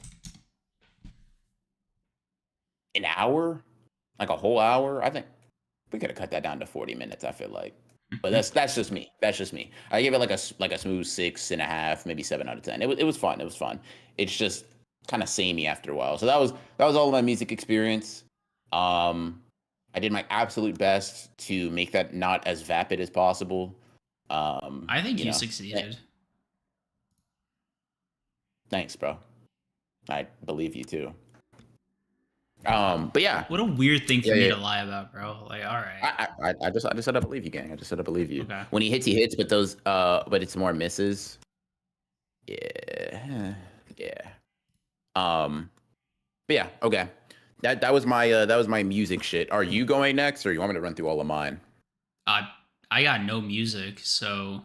Oh, not music, Oh but yeah. like, did you Oh want to go to one of yours, oh. and then you know? Do you want to do it by category? I don't know, because I have Yeah, no. we Yeah. can. What would your Yeah, next go ahead. category be? I can just knock books out. Books. I'm sorry, books is Fuck. crazy. Yeah. I can knock book out. I can Yeah. knock book That's out. that's more book than I got, Book bro. book Just is book is also crazy. Chat light novel. I can knock light novel out. yeah. Let me pull it up. Let me pull it up. Yeah. Holy Yeah. shit, dude! I didn't even. You know what's funny? I told you about the book that I have on my desk. I have another fucking book on my desk. It's the fucking Sakura light novel. Yeah. Wait, bro. That's two women. That's Yes. yeah. That's double misogyny, bro. I Holy know. shit. Oh, it is not looking good for me, brother. Holy shit. Yeah, Illmatic is great. I'd recommend it. One of the best hip hop albums of all time. Fuck, bro. I got no, like, not even a fucking Sakura light novel. It's actually so Hey man, diabolical. we not counting light novel as a book. Fuck you mean we, nigga? I am. Yeah. Hell yeah. Fuck you. This your podcast, Okay. bro? Yo, Cat Cow, what the fuck? Hell nah. Okay, so I actually wrote down my review for it. I'll just kind of like give you all the cliff notes. I ended up giving it like a 6 out of 10. Just disclaimer. Unfortunately, as much as it hurt, it did not have nearly as much aura as the Itachi light novels. That definitely hurt me. I felt like we definitely could have had more aura farming from Sasuke. I could have seen this nigga burn a couple more people to a crisp. They were so focused on atonement and no, okay, that's like actually like so cool and shit. But like, it was just different. But decent read. I think the book struggled to keep me most engaged when not focusing on Sasuke. That's another thing. Really kind of they really drag on other shit, bro. For a novel that's so short, I was like, damn, bro, this is a lot of not Sasuke on my screen and a lot of not Sasuke not written particularly, well. I'm gonna be real with you. You know, village antics and Naruto and Sakura and shit like that. And I was like, man, I kind of came here for a prepackaged story on my goat, and every time it's not on him, I feel like the it's a little, it just drags a little bit. It's a little boring. Yeah, I will also say, God, man, these light novels are not doing for Naruto's world building what apparently like Can't For Your Own World does for Bleach. Because I was like, man, this was very simplistic, minimal additions to the world and the greater like expansive Naruto universe at large. You get a little bit of shit where Sasuke's like, man, I'm wondering if future Kaguya's exist, or like why was she building up an army, right? What was she so scared of type shit. And I was like, cool. I kind of already know where that leads. It wasn't particularly entertaining or interesting to me. But I liked Sasuke's reflective moment, his bits of introspection. Ironically enough, the epilogue is what I found to be like the most profound or emotional aspect. Profound is kind of crazy. Definitely wasn't necessarily profound. But it's basically Sasuke reflecting on like his and Itachi's dream. I'm sure you remember it when Sasuke asked Itachi like, "Oh, Like being a are we cop. gonna grow up? Yeah. Are we gonna grow up to be like Uchiha police force?" Yeah. And he kind of reminisces on, he's like, Itachi protected the village in his own way, and I'm kind of like wandering the earth protecting the entire world. Yeah. And so like in a way we kind of each fulfilled that dream. And I was like, oh, that's actually like really sweet and really cool. Yeah. Itachi And would so be it was proud. Yeah. type shit, and it was cool. It was cool. It was cool, but I just didn't like move the needle for me all that much. Yeah. I mean, the thing is, right? Like it might have not moved the needle for you, considering like your bucket's full, bro. Like you didn't need That's more also very reason. fair. Yeah. That's also very fair. Although Sasuke is arguably the most complete character in Naruto, aside from Naruto himself. So That's also a fair point, that like it's kind of hard to write shit for him, especially him directly after Shippuden. yeah, like That might have just been a tall order. because Um, like if it wasn't called Naruto, it would be called Sasuke type shit. Like uh, so like I think that's why like I'm not in a rush to read like Naruto's light novels, because it's like that's his name is on this book, bro. Like, you know what I mean? yeah, type shit. So like I don't know, somebody like Itachi is like the perfect medium. I think Sakura to a lesser extent. Kakashi is also another good one. Shikamaru. Like I think the light novels are, yeah, Gara. I think the light novels are really good for those characters, just because they don't have that kind of prominence in the mainline series. So it's a really good window into their outlooks, especially with Kakashi. Like especially with Kakashi, considering he was the sixth Hokage, and a lot of his tenure we just don't know about. But he was like one of the longest serving, right, Hokage. He was like, he did a cool 20 years as Hokage before Naruto took over. Something like that. Yeah. So like it is. I think Kakashi just has like the best pool of like dark period or whatever the fuck stories you could pick from. Yeah.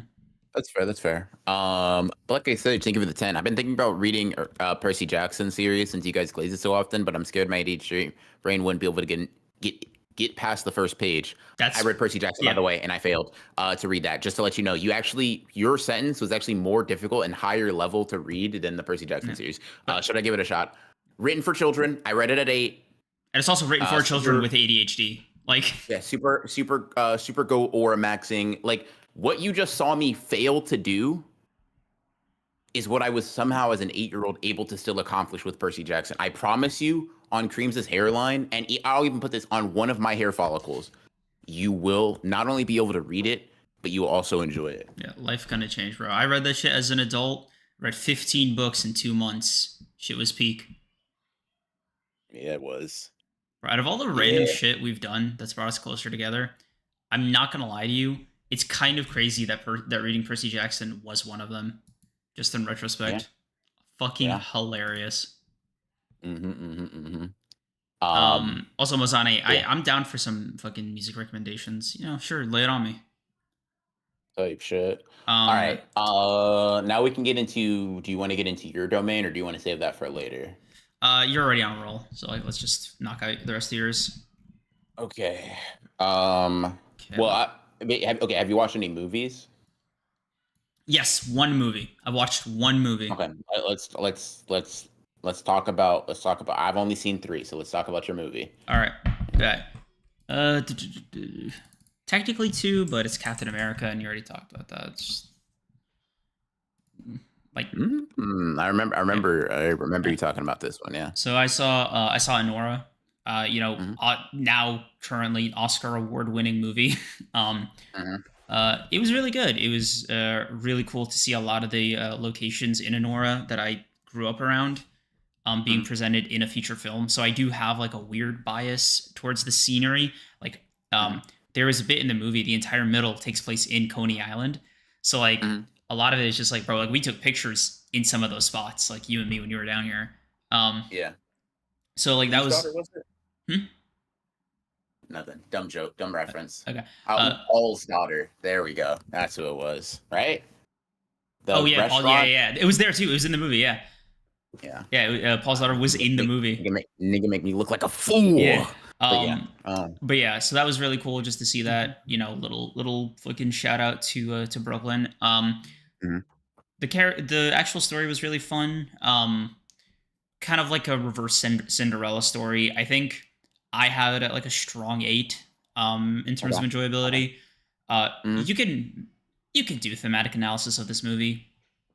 I I don't, because like for me like the movie's pretty cut and dry. And Mhm. that's not to say it's like simplistic. It's just like I sort of yeah, I got it. Like I was It's I just about the food no, no, kind of thing. it's not. It's just like no, I'm kind of I'm buying what you're selling. I fuck with it. It just doesn't resonate any deeper. Gotcha. Um, so a lot of the storyline with Honora as a protagonist, just I was an observer, right? But I didn't Mhm. like, and I was sort of rooting for her, but it was like a how much do we care about spoilers here? I don't care. I don't care. If you're trying to save chat, Okay. then I mean, use your own it's a movie. discretion. It's a movie worth watching. You know, Academy Mhm. Award winning. I'm actually surprised you didn't see it with your brother because like this seems like the type of thing like from what you've told me that would be up his alley. I don't even know if he went to go see Nora. But yeah, I don't know. If he did, he didn't tell me. So that also might, he is allowed to go watch movies without me. So that might have just happened too. But yeah, no, it was really fun. It was really fun. There were moments in the movie where I was like kind of just bummed out, not for any like sad reason necessarily, but just like, damn girl, like you really were locked in, like for like no joke. Um, and the best way I could describe the feeling is like you with Breaking Bad a little bit, Mm, where like I was kind of predisposed to like like you know what I mean, like it. I already had the perspective I had, so like the movie it was preaching a message I was already subscribed to. If you get me, gotcha. yeah. So Okay. like yeah, like with you and Britt, like you never really got into Walt that way, so like it didn't hit as hard. So that's Mm, kind of what it was for me watching Anora. Like yeah, no, I got you. I'm fucking locked. I actually didn't need any convincing, but I can see how somebody else would be like I don't know. I really enjoyed the movie. You know, let me not fucking phrase it like I didn't like I fucking hated it. It's a fucking 8 out of 10. I really enjoyed my time with it. I could see why it won the Oscars it won. It was fucking hilarious. Genuinely one of the funniest movies I've seen in a fucking minute. Like unironically, haha funny. The middle part of this movie is a genuine 9 or 10 out of 10. The fucking middle of this movie is a 10 out of 10 for me. Just genuine fucking elite comedy. The beginning and end were good too. They just were like I would just rewatch the middle on my own like once a week and I would never get bored of it. Very fair, very fair. Mm, Um, yeah. okay. I Yeah. just randomly started bleeding, bro. That's so weird. The body's Where interesting. My leg. Um, wouldn't be able to tell you. get scratched Anyways, or like is it coming out at like I mean, it's fine. Like, I'm not like, I would be a little bit more concerned. But I was like, no, this is like a concerning one. It's just like, I just looked at my leg and I was like, oh, there's, no Gara, but there's blood. I'm bleeding type shit. It's all good though. blood? It's my blood. Yeah. Type shit, bro. Type shit. Do you want to All like right. go take care of that or? Like, it's like I just wiped it with my finger kind of amount, right? It's not really that big of a deal. I'm chilling. Mm, yeah. So very solid movie. Very solid movie. I really enjoyed it. Mhm. The ending Nice, nice, destroys nice. me every time. Destroys you. I get Oh it. my god, he's No, above the chest. it's It's so no, much it's horror that it protects him from like okay, emotion. whatever. Okay, I the ending was really good, right? Like Mm. that's the ending was just really good. I don't know. It just didn't. Hmm. God, bro, it really is like I was already on board with the message, bro. Like holy fuck. Like I don't know. Well, Like yeah. So yeah, this was the only movie I watched this year so far.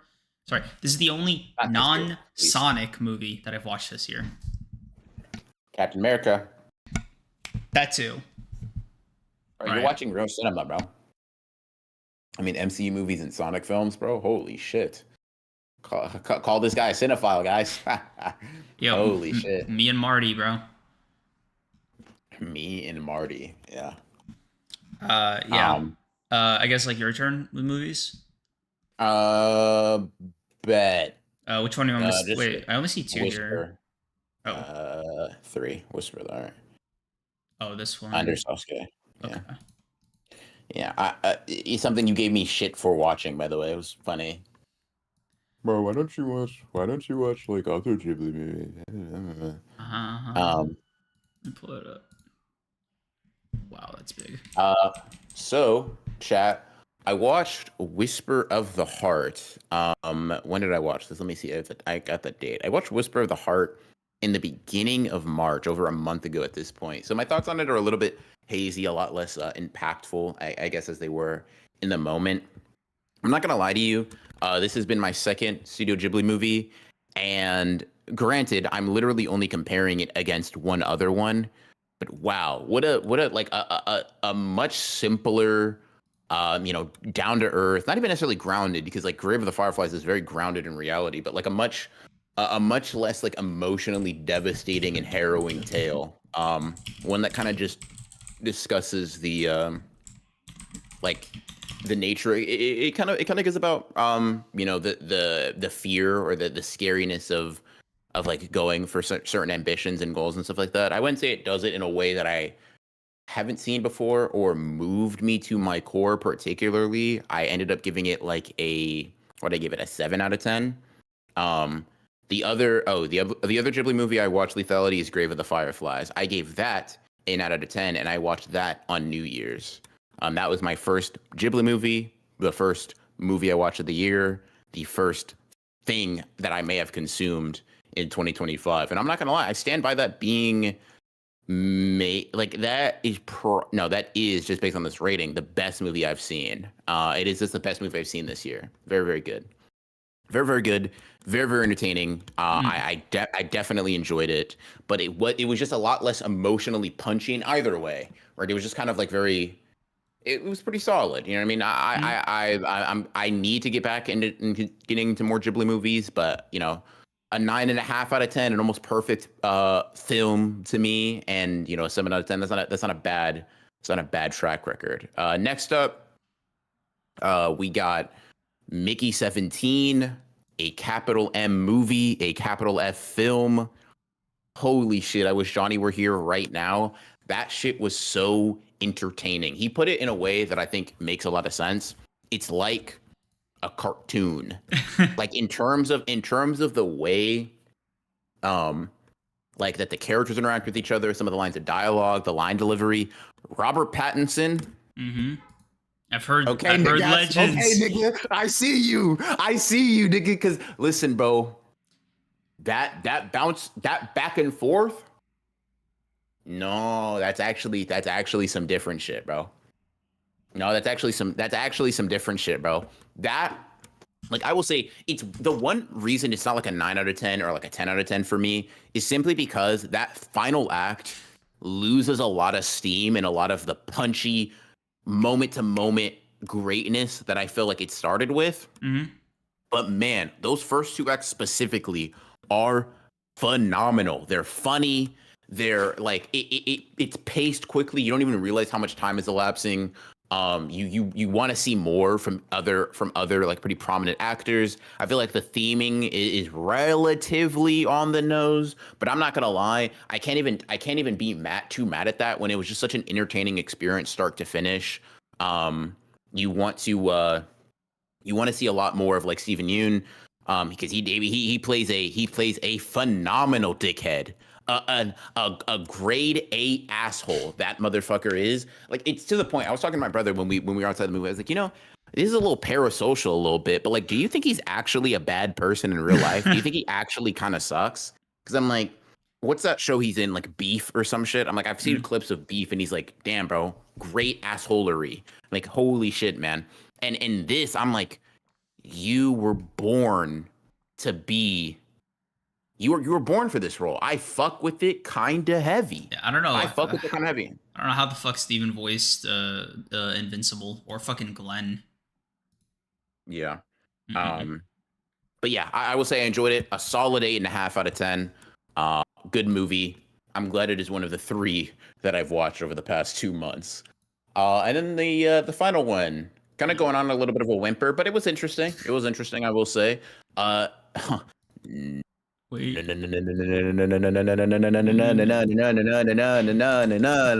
Novocaine. Uh, Yeah, we hyped that up way too much for what I have it at. It was a cool movie. I'm glad I watched it. I'm gonna be real with you. Huey, I don't know the Jack actor's actual Quaid, name. I bro. just know It's right here. Jack Quaid. Yeah, bro, that's what I knew that. I knew that. I knew that. I knew that. Jack Quaid. I was just testing this guy to see his observational skills. Jack Quaid, he's kind of the reason I came to the movie. He was cool. He was cool. Um, I think the movie's cliche in a lot of ways. I think the movie is very uh how should I put this? It's like it does shit almost without justifying itself within the context of the film, under the assumption that you've seen other movies like it, and kind of just continues. I don't know if that's considered genius or not. I didn't like it in some regards. Some of the Mm. character aspects and motivations fall a little flat. Blah blah blah. It was cool. I like the premise.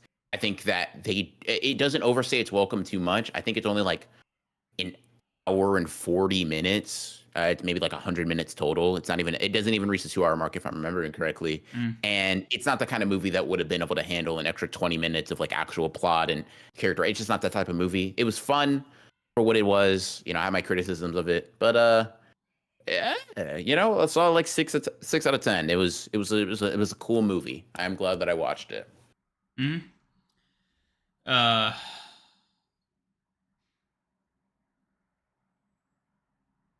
I'm really trying to think of like I want to say anything about the fucking Captain America movie. Like I actually am like I'm really thinking if I have like real thoughts about this shit, man. Like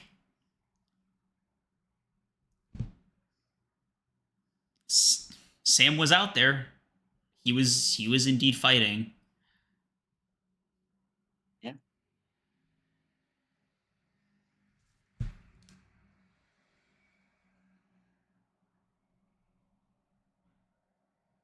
Most unrealistic part of that movie was the president voluntarily giving up office and going into prison, dude.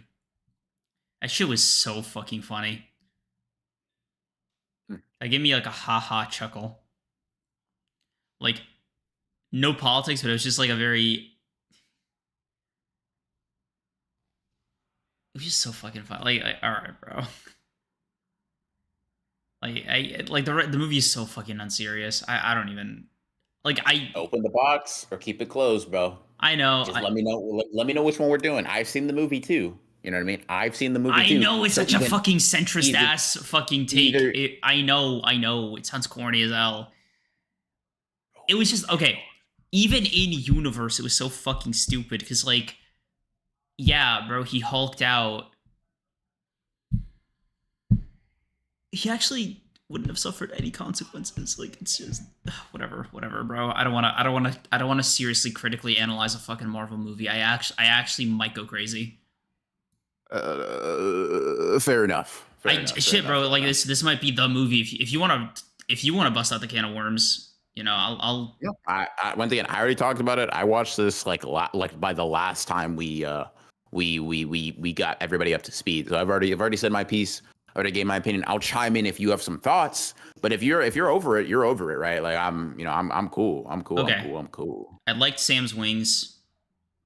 I liked the new Falcon. The new Falcon character. Yeah. The guy that took over the Falcon moniker. Okay. Yeah. Yeah, the fucking I forgot his name. But you know who I'm I talking don't know about. his name either. But Yeah. yeah, I know who you're talking about. Yeah. I just thought the nigga was boring as shit. So Yeah. I'm just surprised. He was just funny enough to like work off of Sam. I think Bucky being a senator is the stupidest fucking thing of all time. I absolutely fucking hate it from every fiber of my being. I absolutely hate any kind of military character in Marvel because for some goddamn fucking reason, it's always like the laziest, most like uninteresting, most fucking oh my god, they're a super soldier ass fucking oh god, I'm gonna no.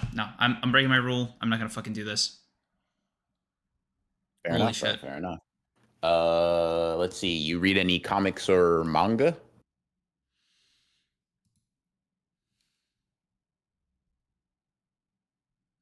Not aside from like Cyberpunk, I guess. That's like the only thing that one book club, but like I don't know if you want. That's an anime, right? TV show. Yeah. Yeah. Um, No, I haven't read any new manga. Like I really just has been video games. that is very fair. I'm just kind of because I know video games is a big one for you. It's not as Yeah. big one for me. So I'm gonna kind of work through mine and let you end off with a bang. You know what I mean? How many manga do you have? Just like Just one. I only read one. really? I sent it Oh. under no skin. Shit, okay. Only one with which I'm Wait, I see two yeah. here. The one under Novocaine and wait, what's this? No, show. This Yeah, a no, show? just Okay. leave that. Yeah, leave that. That's a show. That's the one show I wanted to talk about today for Okay. watching. Wait, Um, aren't you watching no. I don't want not to talk yet. about that on here Okay. because I'm Spoiler, not okay. done and I don't think niggas on here can handle subtlety. I can't wait till he gets to the Okay. like, Oh yeah. Okay. bro, Fair. yeah. Uh, just between us, progress wise, you still watching or? Yeah. I mean, I put it down for a little bit in lieu of like um ever encompassing stress, but like after that, like Yeah. I'm back on it. You know what I Yeah. mean? So Got yeah. it. Yeah, chat. Hold on. Wait. Fuck. Come on, bro. I need the props for this. Holy shit. Tell me when you have it up, by the way. It's been up. Oh, it is up? All right. Yeah. Bet.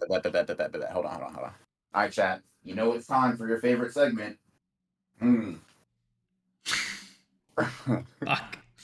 Romance with Rodin. Yeah, let's clap it up, chat. Clap it up. Y'all's favorite section of the pod, the favorite section of anything that happens. Romance with Ronin. So this manga, God, bro, do I not have its English name translated, bro? I really just let's see. Let me post this in my legal manga reading website of choice real quick so I can hopefully get that translation. Okay, they are still being shaken this morning. Little romance manga, little romance joint. Nothing too riveting, nothing too earth-shattering, too earth-shaking, but it was something that I saw. I think I saw like somebody gassing it on TikTok or whatever. Yeah. And what's up, bro? I just land up immediately like glazing. It's fucking funny. Anyway, you continue. Got you. Nigga, you're such a fucking hater, bro. Holy shit, dude. It's actually, you know what? Let me finish this. No, hold on. Let me finish the segment. All right. And I'll get to you in a second, bro. Because we actually have to dissect this. It's looking a little ugly on you. Hatred is not your color. It does not make you look slim. It doesn't make you look taller. Like, it's just wow. We're going low. Jesus. We're going low, bro. Come on, listen, buddy. Big bro, all might motion man. All I'm saying is the hatred adds to your muscular physique, right? But it also makes you look a little shorter. All right, we can let's work on it, right? Anyways, romance manga, pretty simple. You've seen it once, you've seen it twice, you've seen it 1,000 times with this one. It's nothing too particularly insane.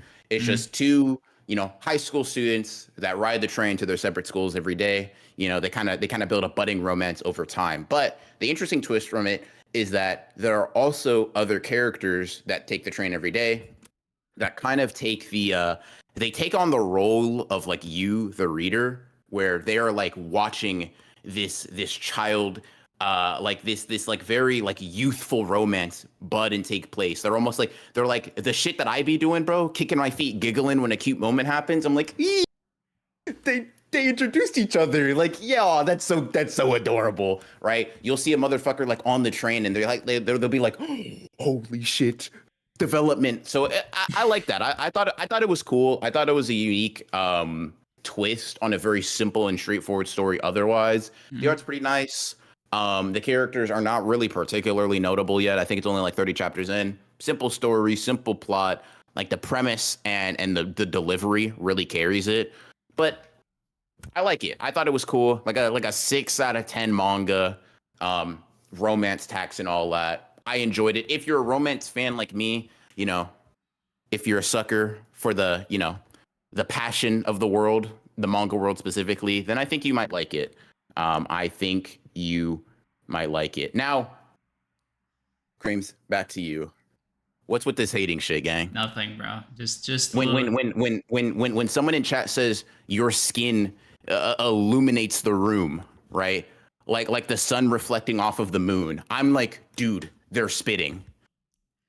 Landa mentions a well-known segment on the pod, and I get, oh my god, bro, she's glazing. I just don't know what I did to deserve this, man.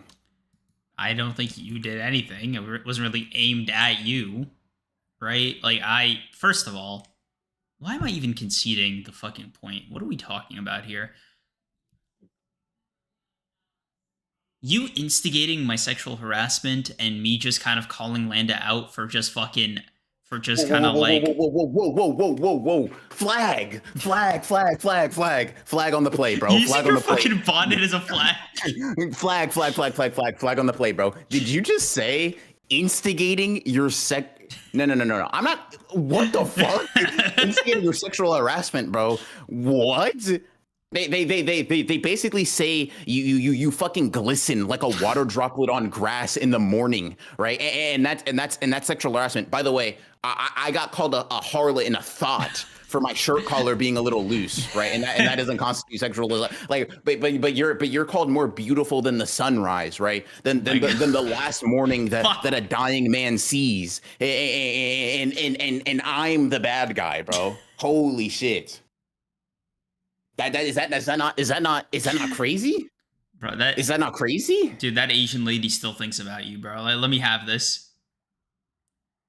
Lime, thank you for the 2. Read Soccer Discord Trust. I bet he will, bro. Wait. Sell me. Lime said it was the same guy that wrote this manga that you're talking about. Sold. Got it. He's an innovator. Okay. Take off that type. Like, that's what I'm saying, bro. That's what I'm saying. He's compared to the ever-present light of the moon. Cinema. Poetry. Me? Hey, bro. Bro, that was just Hans Delgado's. Instigating. Nice piece ass. Like, is that not crazy? Bro, that's what Hans Delgado said to you. about Yeah, the fucking. and you literally told me to go wear a jacket, bro. You told me to cover up. You said this No. isn't the slutty ones, it's the honored ones, bro. That's what you said to me. Bro, you were just trying to be like Sasuke, man. Like he's I was just trying to be like Sasuke. You weren't saying that stream, bro. You said I shouldn't be potting, bro. You said I should go find a pole. Like is that not crazy, bro? Oh my god. Is that not wild? Hold on. In clear moonlit dusk is great. Hold on. Let me do an art check. Let me do an art check. Hold on. Look that up. Look that up, Creams. In the clear moonlit dusk. Pull that up for me. It's time for everybody's second favorite segment of Romance with Ronin. You know, the recommendation section. Let's lock it in. Affectionately, Creams, you are going to hell. That's insane, Demon Akatsua. I don't think that was affectionate at all, actually. Also, what the fuck did I do? Also, even if I did something, why the fuck aren't you on my side? What did I even mod you for? Let's go. I was doing the opposite of instigating. I was the one saying to cover up to protect from Creams. Creams wanted it off to continue the harassment. Hansel Legato, send me an update right now. Hansel Legato, send me an update right now. Hansel Legato, listen, like not to take Creams aside, you know I hate that, right? But you are the one that brought up like my shirt collar being like expanded as like a bad thing. Yeah, Hansel Legato DM me right now. Hansel got a DM me right there. Yeah, that sounds like a threat, bro. Hold on. Holy shit, you're telling me crazy. 40 chapters monthly. Romantic Ronin's one weakness. Monthly romance manga. Fuck. God damn it. This is your regular warning, not recommendation, warning. To go read Smoking Bomb in the supermarket with you. Holy shit, peak cinema. You didn't BR modded me, Demon Akatsua. You'll be remodded. I guarantee it. He unmods you'll be remodded. I guarantee it. You listen, he doesn't want to admit this. Structural pillar. Like a load bearing column right now. You don't have to. I'm gonna give the game away because that is my night. That blade is swung for me. Let me see if Hansel got a fucking DM me, bro. This one right here? Yeah. Bro said that's my left eye. Hold that. Lock in. Update, it's going well. Okay, good. I'll give you a little fire emoji. And you got Mozane or whatever. I got Mozane. Mozane's fucking useless. Fuck. Hey, bro, listen. Hey, listen. That's not fair. You drafted lethality, but now you have 2 mods and I only have 1, which means when we mod Hansel Legato, I get first dibs on the draft. No, you got fuck. You mean you got Landa? I didn't draft Landa. You can't put you got fucking Landa in the last mod draft. I didn't. I like Landa's. Listen, Landa. I'll even throw Johnny in there. Johnny's in there too? Yeah, I'm okay with that. Mikey too? No. Then no deal. Hansel Legato has clipping abilities, right? Like you're gonna have to sweeten the deal for me a lot. Fuck. Mozane. You said I pick? That's so real, lethality. I'm not gonna lie, I just thought you picked Creams. Yeah, also lethality, I didn't say you could pick, so sorry. But that's it. That's, by the way. Like, that's insane. I didn't say you could pick. Yeah, bro, is that your pickup line to women all over, huh? What the fuck is wrong with you? Don't throw Johnny in nothing. So Johnny's not even a trade piece no more. You're gonna have to sweeten the pot. Why are we listening? Why are we listening to Johnny's wishes? Hey, black people still have autonomy. Yeah, this is 2025, Shut the fuck up, bro. Oh my god. Black men and women. Just to let you know. Let's see. I'm on the bench League Isagi in game 1 of the NEL right now, and I see the potential. I know that you can have metavision. I'm aware. Mozane, no offense, bro. Like, my bad, lethality. I thought you chose up. Mozane, no offense, bro. You're like a mod to me, right? But like, I'm just saying, bro. Like he seems to be having better fucking picks. Like, it's actually not fair. You're like a mod to me. Holy shit! You're like a mod, bro. No, listen, Mozane, it's not you. Listen, I think that you'll find a great podcast co-host to work with. It's just I'm looking for an active mod. Yeah. Like, Because like, bro, like Mozane, like Dali, y'all have to really lock in for me. I am not liking this. Also, BR, DMX, I think of the 5. Also, BR, check out Green Yuri. The guy she was interested in wasn't a guy at all. Also, I'm reading a Whisper Me a Love Song, so I'll update on that. Yeah, bro, you got hold on. Demon and Landa, the two Hold fucking the shoujo. on. Hold on. Wait a minute. The green? You don't really see green color palettes like that outside of like Sting Sagi. Okay. Wait, what do you mean? Oh, Just for the Green volume. Yuri. Just for the Oh, volume. Yeah. let me see Nigga, it. I'm here every Thursday and Sunday. Hey, bro. Yeah, and I Type appreciate shit. that. And I appreciate that. And then Whisper Me a Love Song, so I'll update on that. Let's see. Oh, I think my wow, my next this is a nice looking little cover. You don't really see black and white on covers. I just realized. That's funny. what series are you talking about? Green Green Yuri. Yuri? Yeah, it's just Oh, interesting. gotcha. Yeah, you never really see black and white on covers. There's like a Oh, shit.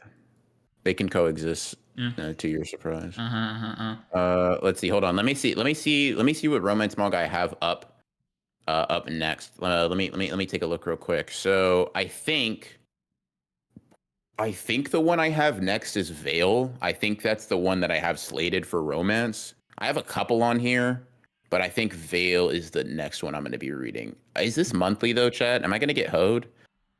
I'm going to get hoed. 100%. I'm going to get hoed. Fella, I'm here Um, every Thursday and Sunday. Yeah, no, I read that. The Bella. Mozane, listen. God. You know what? You know what, bro? Maybe we should allow the mods to decide, bro. Because No. here's the thing, like let their loyalties lie with whoever they choose. No, Type shit. I free will is not part of the design for the mods, bro. That's never something I'm going to concede. That is Minakatua sent like 3 clips against your favor, guy. yeah, that's because you're protecting her. Fair. Also, Yeah. her hard work is protecting her. Sure. But Mozane, Lethality, Landa, nah, they're free agents. Johnny, don't get me started on Johnny, bro. I'm actually pissed myself off. Hey, bro, listen. Sidebar. Mhm. You need him. For Johnny, your I'd like to plan. apologize. We got off on the wrong foot. Hey, I'm Creams. Nice to meet you. Hey. Hey. Yeah, nah, bro. I opposed you before I got the wrench. Oh, shit. Yeah. Demon Akatsura. Yeah, take up arms. Demon Type Akatsura. shit. You better be the first fucking comment with those timestamps when this stream ends, man. We'll be alright if you the second or the third. Let's see. Let's run it up. Though. Oh, by the way, my pick is based off reality. In an ideal world where everyone is equal, I'm choosing BR, but Creams needs help right now, so I pick him.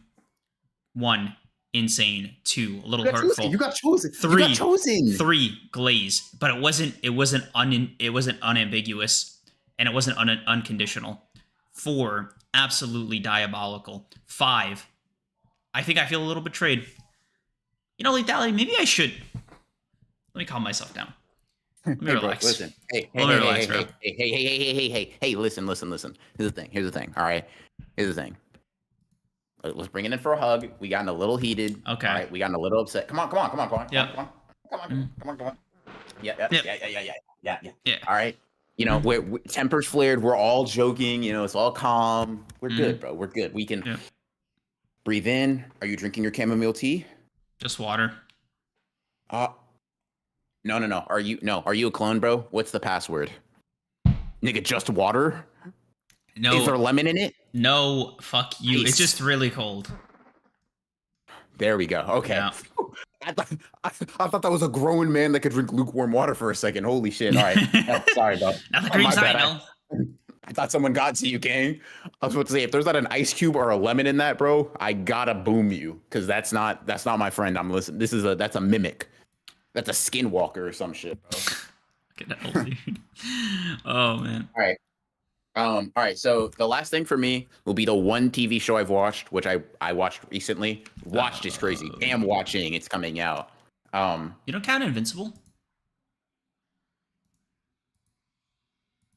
I mean, I'm just continuing watching something that came out several years ago. I mean, we'll talk about it either way. Yeah, type shit. All right, chat. Yaiba, let's fucking go. Swords anime. And I'm not gonna lie to you, chat. Low key, this shit looks beautiful. It looks so. Only 2 episodes in, by the way. It looks so crispy. It kind of gives, because it's an older series, right? It's like a remake of an anime. It's really old. I think it's pre-Dragon Ball in terms of like the original manga, right? And you can really tell like the type of comedy, even the style of character, uh, shit like that. Man, I like it. It's refreshing in the sense that like you can kind of sense its age on it with the new polish, the new flair of the animation.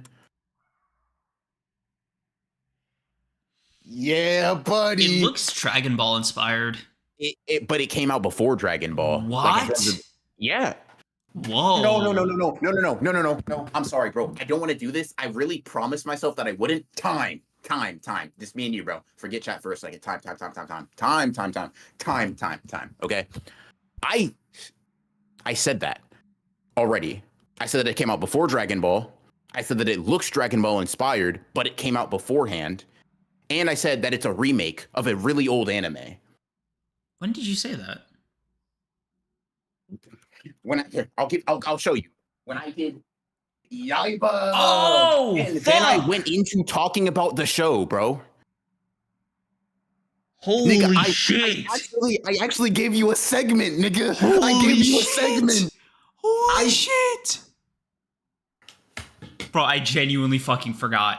Like, no fucking joke. Like, I actually just deleted that for a solid 3 minutes.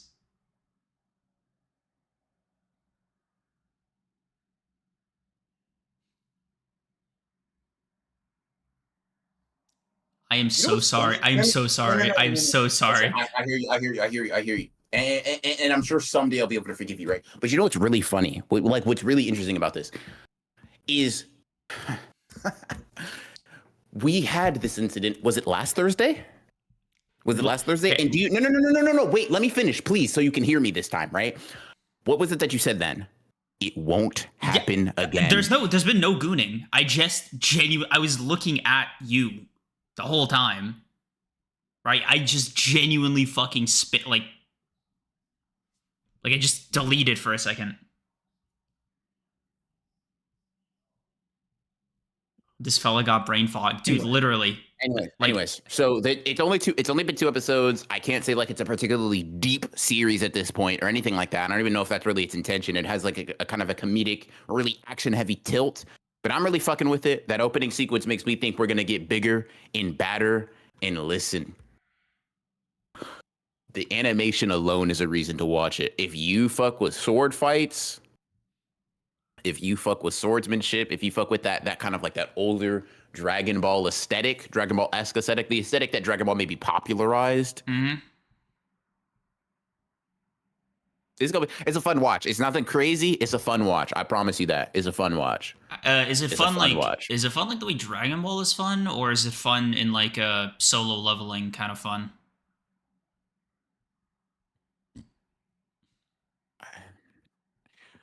It's a fun watch, chat. Check it out if you guys are interested. I think God. the third episode comes out on. I think it's on Netflix and Hulu. I think the third episode comes out, so it comes out every Saturday. I think. Okay. So that should be fun. You know, That should be fun. For anybody who's like seen Netflix anime, do those come out in big bingeable chunks, or is it always weekly? Because I know the Ranma remake is weekly. Oh, Jesus Christ. The Demon X thing for the 2. What's your Twitter Crossy Road score looking like? I have not touched that shit since last stream. I almost fucking fainted from that. I am not ready to go back. 750 on Crossy Road. I'm so up. I love that for you, Cat Cal. Holy shit. Yeah, no. That was just genuine brain fog, man. I'm sorry. There was no gooning. I swear there was no fucking gooning this time. Or a lot. There was no gooning. There's no gooning this time. Hey, bro. You don't look like you believe me. That's all I got for the anime section, bro, or the show section rather. I've kind of gone through mine. The floor is yours for video games.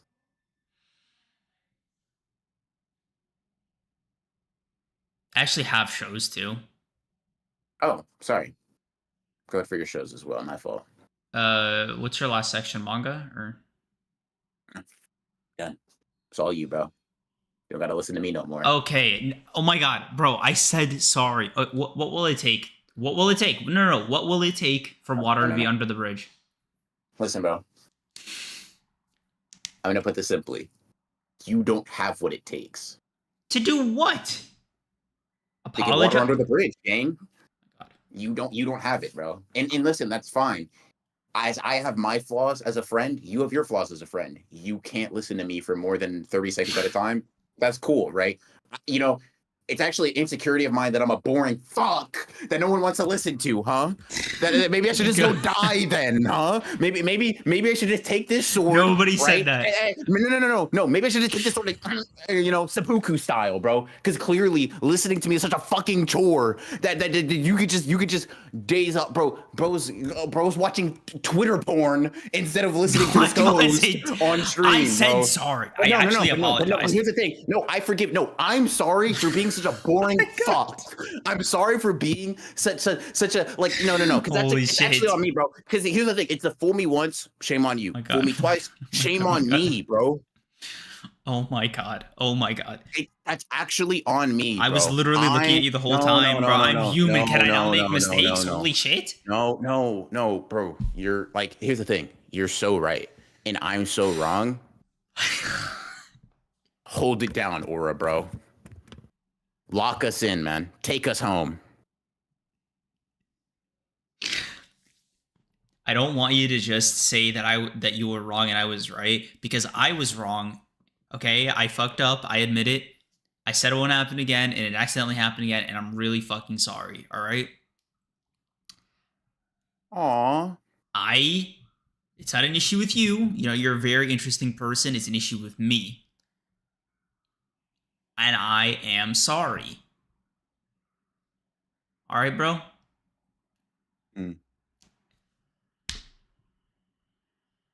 Bring it in? No. Oh my god. Oh my god. Name Oh my god. Now I'm just a nobody. Thank you for being a member for 10 months. Broken Ronin, Dragon Ball manga came out in 1985 and Yaba came out in 1988. So Dragon Ball came out first. School's right there, brother. Thanks, man. I just hope you didn't use the AI function. But yeah, thanks, bro. You're so right, big bro. You're so intelligent and smart and stuff. Good shit, man. Creams, you gotta spin this as being unmedicated. It's the only way you can survive. You want me to show him a fucking prescription? Like, what the fuck? BR, please. I'm sorry. Can we please get back on topic? All right, I fucked up. That's on me. Go ahead, gang. Oh my god, bro. No, because I don't want you to still be hurt. I want us to go through this together. No. It's cool. As I've healed. I like Wolverine style, bro. Bro, I'm please so bad. don't keep this shit in, man. Resentment isn't gonna help either of us.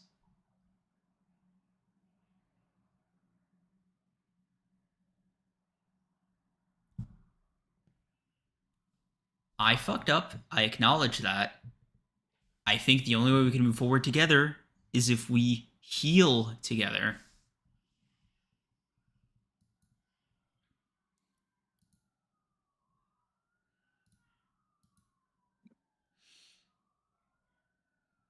Holy shit, dude. Fuck. Oh my god. Satan is currently building your personal punishment. What the fuck? I am apologizing. What the you're fuck? Right, bro. You're right. No, you're right, bro. You're right. I forgive you, guy. We're good. You can go on to your TV shows. Not if you're mad. Like, how am I supposed to be able to talk about TV shows when you're upset, man?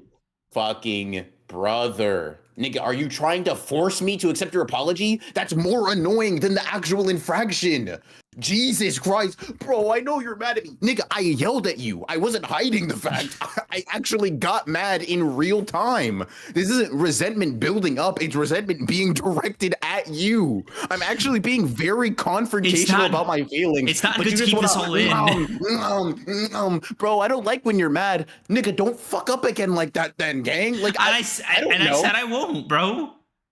You're a liar, and that's fine, bro. Here's the thing. You gotta understand. You're a liar. You're going to. I guarantee it.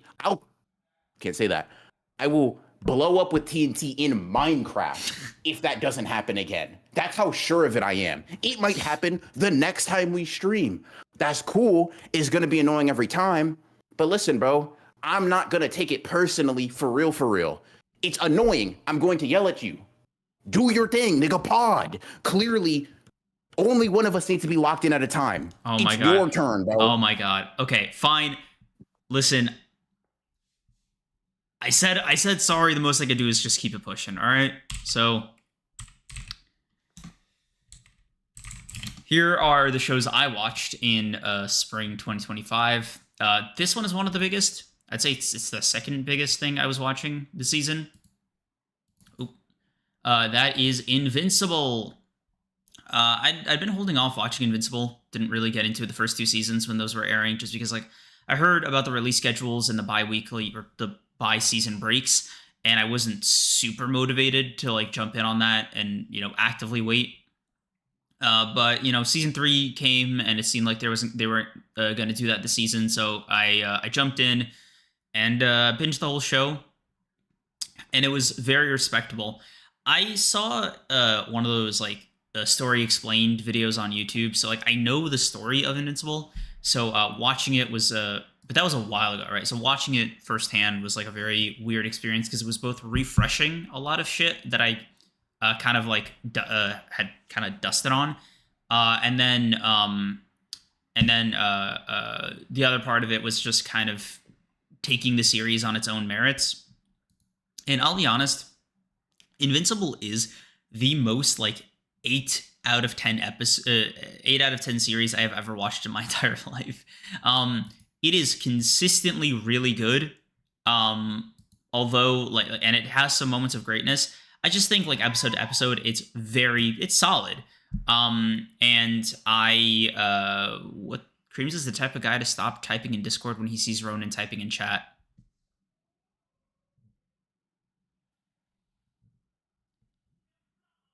That is just me, though. Like you're what a weird. That's just a behavior I like. It's the other person is typing. It's called being fucking polite. What the fuck? Cream, stop with the Drake apologies. Marvin's room is not gonna save you. Holy shit. We're in the misunderstanding section of the Xiaowi. Okay, all right. That's a bit high. Jesus Christ, lethality. Do you like anything?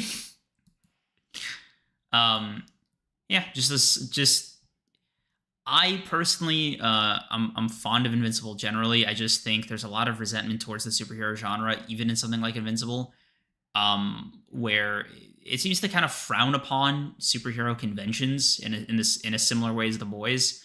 But it is more optimistic and it does embrace them with a lot more earnestness, which I fucking appreciate. But generally, Mark is a pretty solid protagonist. Nolan is just the best character. I really fuck with Alan, but like, Eve is also really good. But like, generally, I'm about like not but like I like the series, but I don't love the series. And I'm just happy that I'm watching it. I think the animation is fine. It could be great, but for now it's serviceable. The story's pretty engaging. The fights are really cool. Conquest's fight, especially, I think that's probably the best episode after the season 1 finale for me. Yeah, solid fucking show. I can see what the hype is about. I hope it gets better. I hope they change some shit from the comics that I've seen. But so far they have been improving a lot from the source material, and I really fuck with it. Oh my god, bro. Please stop pouting. Can we please, like, I'm trying here. You're not doing anything that I wasn't doing when talking about music, when talking about shows. I was actively listening. Nigga, you couldn't ask me something that you said that I didn't hear. You don't care for most of the characters. You like the conquest fight second most comparatively to the season 1 finale. Okay, this is like the first thing that we've both consumed on this list. I don't know. Invincible's cool, bro. I don't have very many thoughts on it. I would have listed it on my thing if I wanted to get into super depth with it. My bad, bro. Sue me. Lock in, bro. Like, you're okay. Is your contention that first of all, you couldn't ask me right now something you actually said and expressed that I couldn't repeat back to you? I'm just doing other shit too. One. Two, are you potentially getting mad at the fact that I'm doing something you did? Is that just, I just want to make sure we're understanding. Yeah, I'm not trying to do it is the thing, right? Like, I don't give a fuck. Oh my God. I don't care. Because here's the thing, I'm still listening. Once again, I can tell you what you said. It still has a resentment for the superhero genre, but it takes it more earnest, or it approaches it more earnestly than the boys. Heard. And I appreciate that. So why are you dick munching, bro? Why are you? Because you're pouting, bro. Gobbling? Okay, nigga, I don't want to. Nigga, do your section, bro. I did music, I did movies, I did shows. You're doing shows and video games because that's what you locked in on. I haven't played a video game you haven't played. And that's what impacts you do the most, right? Nigga, I genuinely don't have shit to say about Invincible, bro. Animation bad. Like, nigga, what the? Fine. I know how to speak, bro. I'll offer some shit if I got. Fine. If I got some meat on my chest, bro, I got you. Fine. My bad again, bro. Whatever. I guess I just keep. Yeah, it's fine. It doesn't matter. Oh, well, if it isn't the consequences of my actions, fuck. My bad, guys. Thought season 3 was cool. Whatever. Oliver's growing on me as a character. Very excited to see what happens, for how they adapt what happens next. I'm not a crazy fan of how Cecil's being handled, but that's more of an issue with the source material than it is with the show. So just kind of have to eat that. What's your issue with Cecil? It's more just like keeping Conquest alive. Because like knowing what happens after Conquest, yeah, spoilers, I guess, but after Conquest comes back, it's like bro's kind of making his own bed, so to speak, and then everything with the robot war that's going to come. Basically, it's just like, yeah, Cecil's just kind of... It's curtains on Cecil. I wasn't a huge fan of like how he's supposed to be this very pragmatic, paranoid character, and it's all kind of escalated to a point where like he's making these very rash decisions, and they almost feel out of character, because you could argue like shit's really getting out of hand, and it is, but like everything with Mark and Nolan has been happening over the course of months, if not years. So a part of me wonders like why Cecil doesn't like try to get his bearings back. Though you could also say like, well, how would he? I go back and forth on it. So like Cecil's development after a certain point just kind of like messes with me, I guess. It is something I'm still very like on. Fair. Very fair. Thank you. I want lethality. You're just talking about it being a romance, bro. Just okay. Leave it alone. Okay.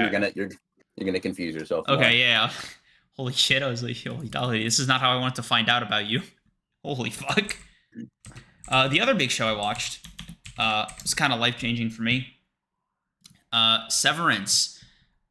Severance is, without question, one of the best TV shows I have ever watched in my entire fucking life. And everybody's got like the preferred art form, as you guys know. Mine is TV.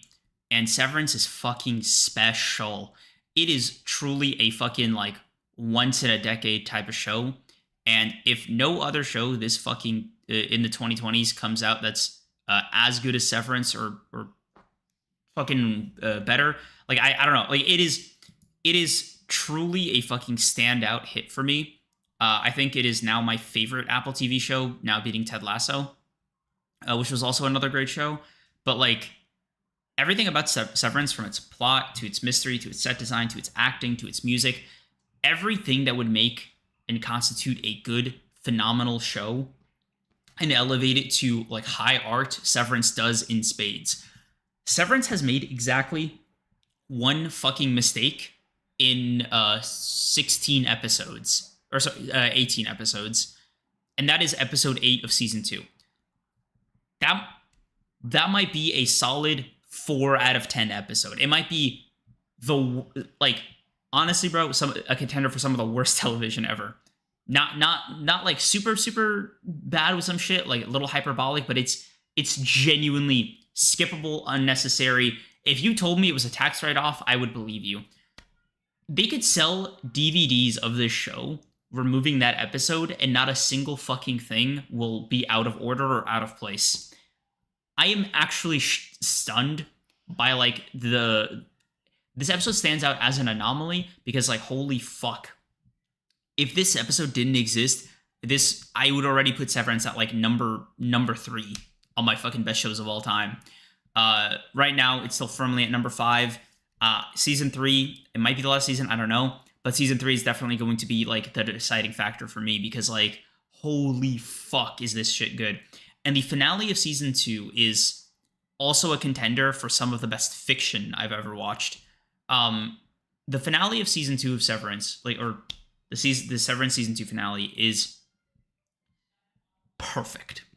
It is truly one of the few like things I've seen that are well and truly perfect.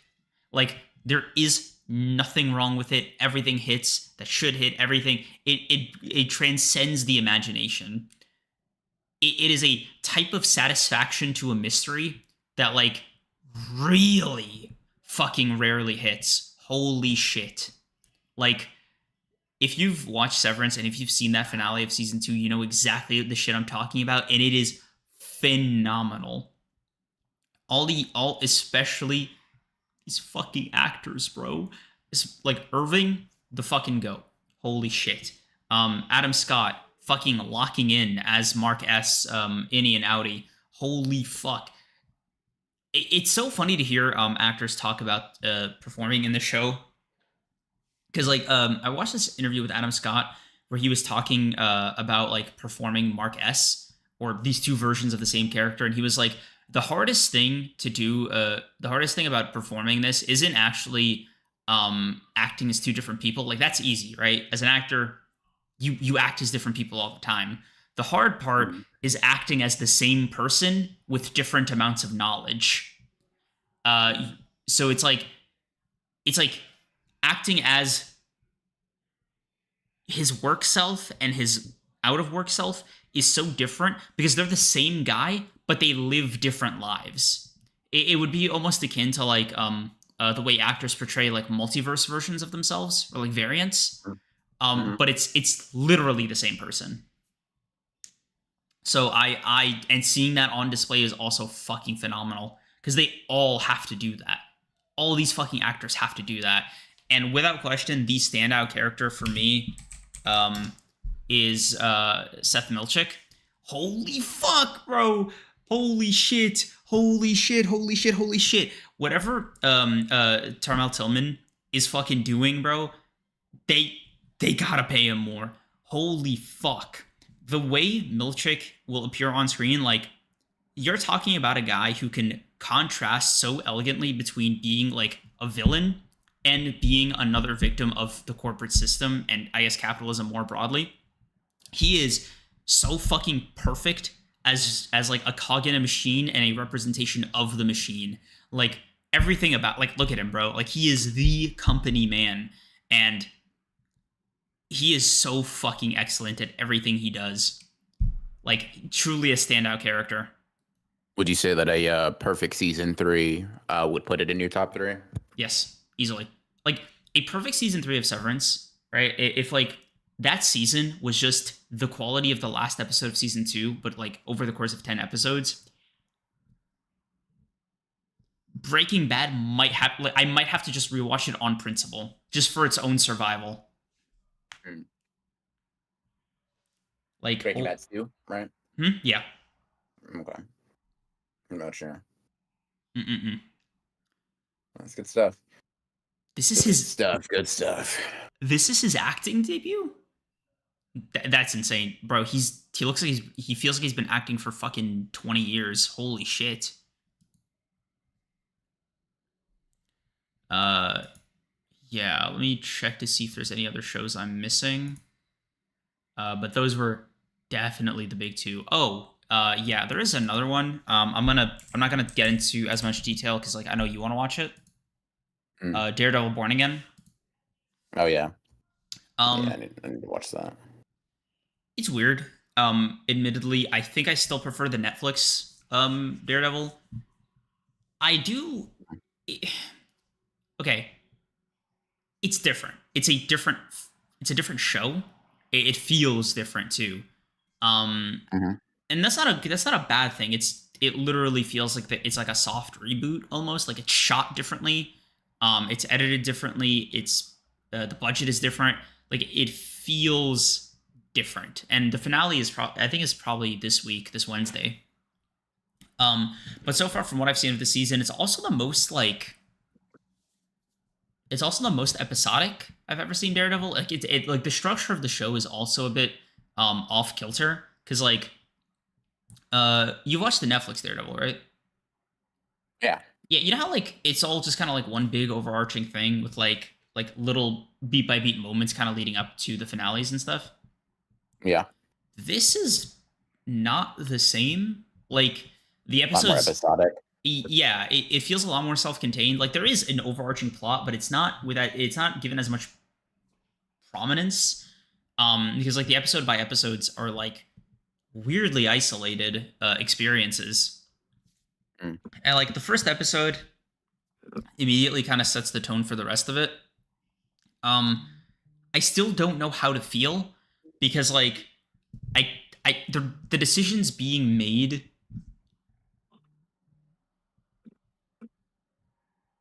people glaze Disney coming around to creative decisions from the Netflix team. They didn't. um, like they just made one small concession in like the first two episodes, and then Disney just sort of had their way. Like Mm. this show is, if you're really locked into the Netflix Daredevil, It's ass. it's not ass, but it's not this is a reboot. It's not a sequel almost. Like you kind of have to go in prepared for a different experience. It's not a bad experience on its own. It can be pleasant. And it's generally enjoyable. Episode to episode, but it doesn't have that like umph or like that bite that the Gotcha. Daredevil that the Netflix Daredevil had. I'd say it's like a solid 7 out of 10, Fair. Fair. What do you have the Netflix Daredevil at? like an 8. First season I'd have How like much a of a 9. difference? Gotcha. Yeah. Seasons 1 and 2 I'd have it like a 9, and then season 3 I'd have it like a 7-ish. So Gotcha. yeah, it's like I think people look at season 2 as the ass one. because I really like the Punisher That's, and like his whole thing with Matt. mm, That back and forth was really compelling. So I give it a yeah. slight edge over that. That's just that's that. Because like okay, you the thing about like what's his name, Bullseye, is that he's really fucking good as a villain. And so Mm. is fucking Kingpin. Like these are S tier fucking villains. Yeah. But they're allowed room to breathe. They are protagonists of their own storylines and they are in character. Like there's one thing Fisk does that like I dislike. Because it's not, Fisk as a character makes a pretty hard distinction between his work life and his personal life, right? Mm. Daredevil Born Again blurs that line in a way that I feel is like weirdly antithetical to the character because he can turn that shit on and off in the appropriate settings. And what I dislike about Daredevil Born Again is like the Netflix show understood this. Daredevil Born Again doesn't. There's a lot of cross contamination, and it's the same character, but it's wrong. Like it just feels wrong. There's no particular reason for that. They don't Yeah. like give an explanation as to why it's different. Yeah, like the deduction you can make is that his time after season 3 in like prison and all these experiences, because it's been there's a time skip between the season 3 and this. So Gotcha. yeah, How's the action in comparison to the great. Netflix series? Yeah, it's great. It's great. It's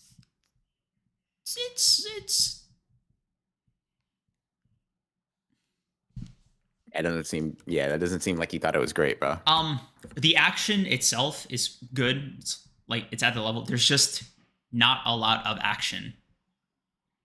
Ah, got you. Yeah, A lot of lawyering. yeah, it's there's maybe 4 fights so far, like 4 major fights. That's fair. Yeah, so like Okay. when there's action, it's great, right? Like it's Mhm. really fucking solid. You get to feel like Matt's experience in punches, and like you get to get a sense of like, yeah, this is a guy with like a little something extra, right? Yeah. You have to wait to see those moments though. like there's a lot of Gotcha. waiting. Yeah, Gotcha. Okay. Fair enough. Fair enough. yeah.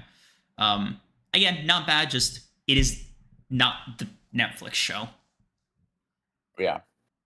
Which is going to be the inherent comparison people are making. Yeah, I'm actually more curious now to hear what you're gonna think of it. Because like it's weird that it's not bad. Is kind of the feeling that I have, right? Like Gotcha. the decisions they made on paper should make for a worse show, but it doesn't. But it doesn't make for a phenomenal one. So Okay. yeah, it just sort of Very a mediocre. yeah. It's not no, it's not even mediocre. It's good, but it's just weird. It's a weird experience. Like if this was season 1 of Daredevil, right? Ever okay, let's see what you got. You're setting up some clever shit, but it's like, hmm, okay, Fourth yeah, season, huh? Yeah. yeah. It's the worst Daredevil season I think in his canon. Yeah. That's fair. Yeah. So yeah, I am That is fair. curious what you're gonna think of it because like Is the season finished already? it's gonna be finished on Wednesday. Wednesday's the finale. Got you. Fair. Mm, Fair. yeah, Okay. but yeah, those are the three biggest. Those are the three big new shows that I watched in the spring. Fair. Yeah, they're also running that's fine. concurrently, which I thought was cool. Now it's time, bro. You can summon Maharaga. Um, what's your last category? Manga, right? No. I already talked about manga. It would just be games, but we played the same games. And Okay. yeah, you got that. Oof, yeah. Holy shit. Okay. So, chat.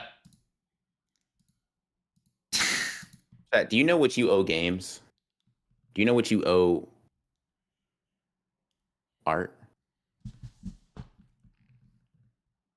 Chat, let me ask you something, chat. If I asked you that question, right? If I asked you for real, thought experiment, right? If I asked you guys all, what do you owe art? How would you answer that question? Best answer gets a thumbs up from both me and Creams. All right, you can continue. I just wanted to pose that question, throw it out there. Appreciate you, bro. Get some bites. Yeah. Let's see. God, bro. I have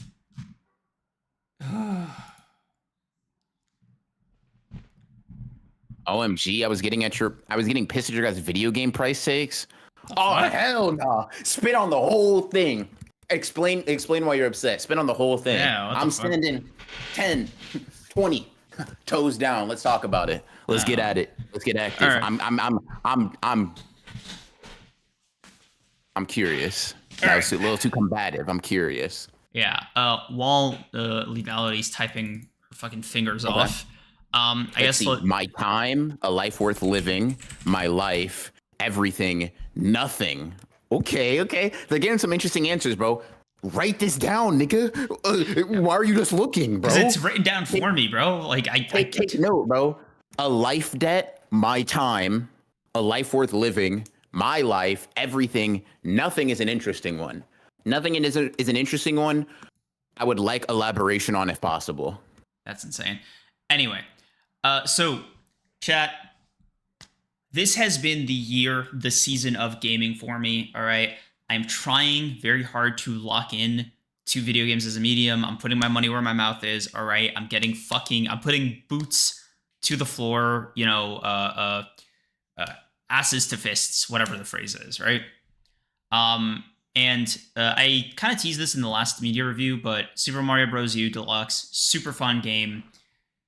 My opinion on it has shifted a little bit. I'm gonna go. I'm gonna use the bathroom. Okay, right back. My opinion on it has shifted a little bit. It is now gone from like a solid 8 to a solid 7.5.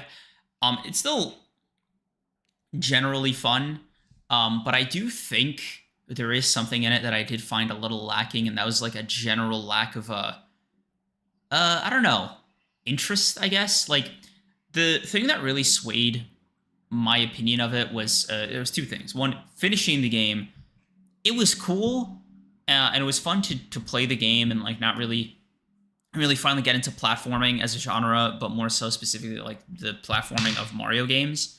That's, you know, kind of iconic at this point. But something about it felt lacking, and it was pretty hard to figure out what it was until I played, and this might be a controversial fucking take for some people, but until I played New Super Mario Bros. 2 on the 3DS, I had a lot more fun playing this. I know people like get a little weird about like the fucking New Super Mario Bros. On handhelds thing. I think the DS version, I think the first game, by the way, on DS is fucking iconic. Like, oh shit, it's New Super Mario Bros. Right? New Super Mario Bros. 1. Yeah, on DS, this one's an iconic game. This one is a 10 out of 10 fucking DS game. Holy shit. Genuine great platformer. I remember this shit vaguely as a kid. I spun back on 3DS as well. Just, you know, they run DS games. This one is really fun. I think it's probably the most interesting, compelling Mario game I've played. I love the giant mushroom. Probably still my favorite, like, unique game power-up. But it was weird because, like, after playing this New Super Mario Bros. 1 and then New Super Mario Bros. 2 on 3DS, I realized that I had a much better time playing these two games than I did U Deluxe. And it was genuinely because of like level design, power-ups, and like length.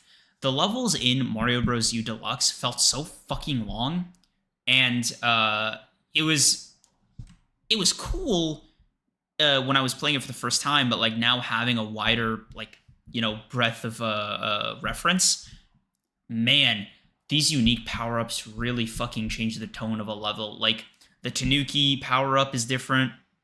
I really fuck with like the way it feels to use. A lot of people, I don't know how y'all feel about this, but like the fucking coin power-ups are so fucking fun. The golden flower is just like a nuke with a switch, and that shit is so fucking fun to spam, dude. I love melting away every single thing in my path. It is so fucking fun. The little coin block head where you just like generate coins over and over again. Like it was its own little game in and of itself where I was like, yo, can I get to 100 coins? Like it felt like I was playing two different games at any given moment, and the level designs were really fun, really intricate, and I just didn't get these feelings from U Deluxe the longer I played it. Like that initial fun factor started waning the longer and longer I went with the game, and it was a long enough game where like I felt it dragging on in a way that these two never felt like they were a chore, and I just really fucking appreciated that. So yeah, Super Mario Bros. 2 and Super Mario Bros. New Super Mario Bros. 1. Oh my god, I just fucking had it. Are, you know, both like I'd have them both at like an 8 out of 10, maybe 8.5 for the DS game.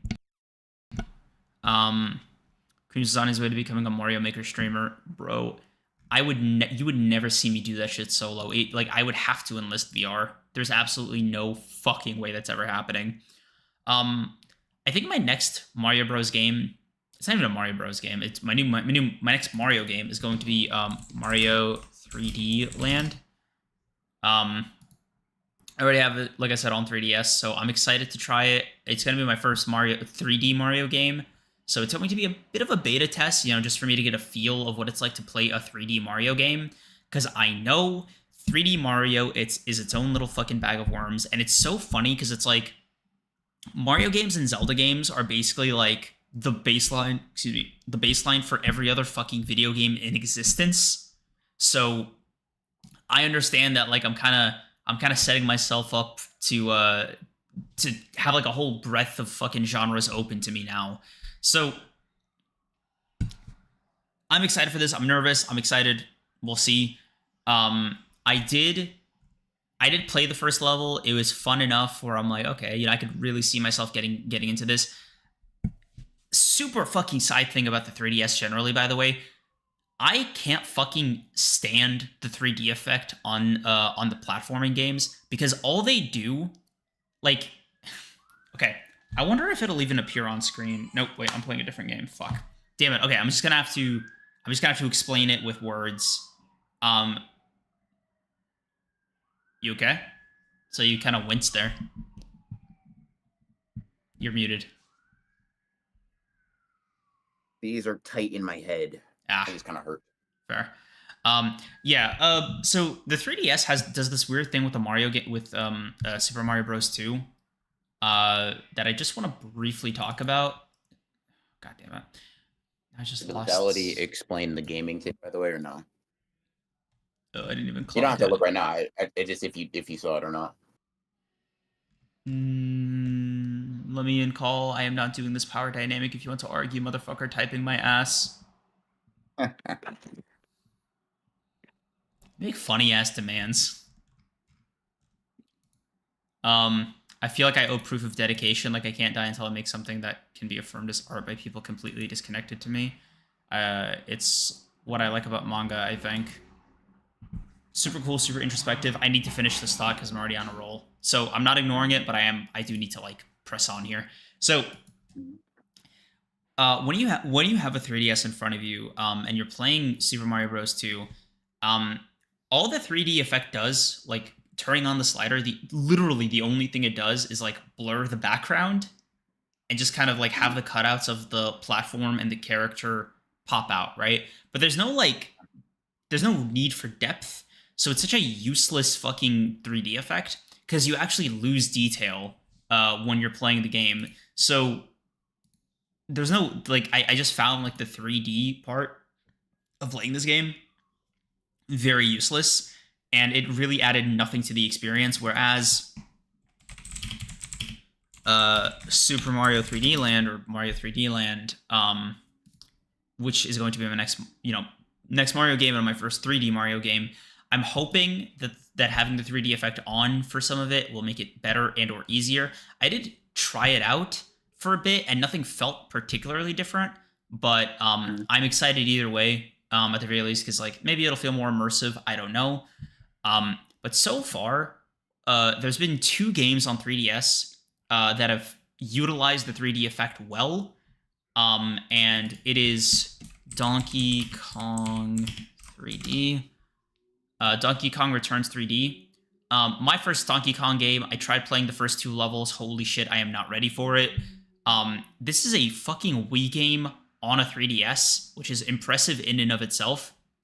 But playing this game was like, yeah, no, there's way more controls that I have to deal with than there are in a Mario game.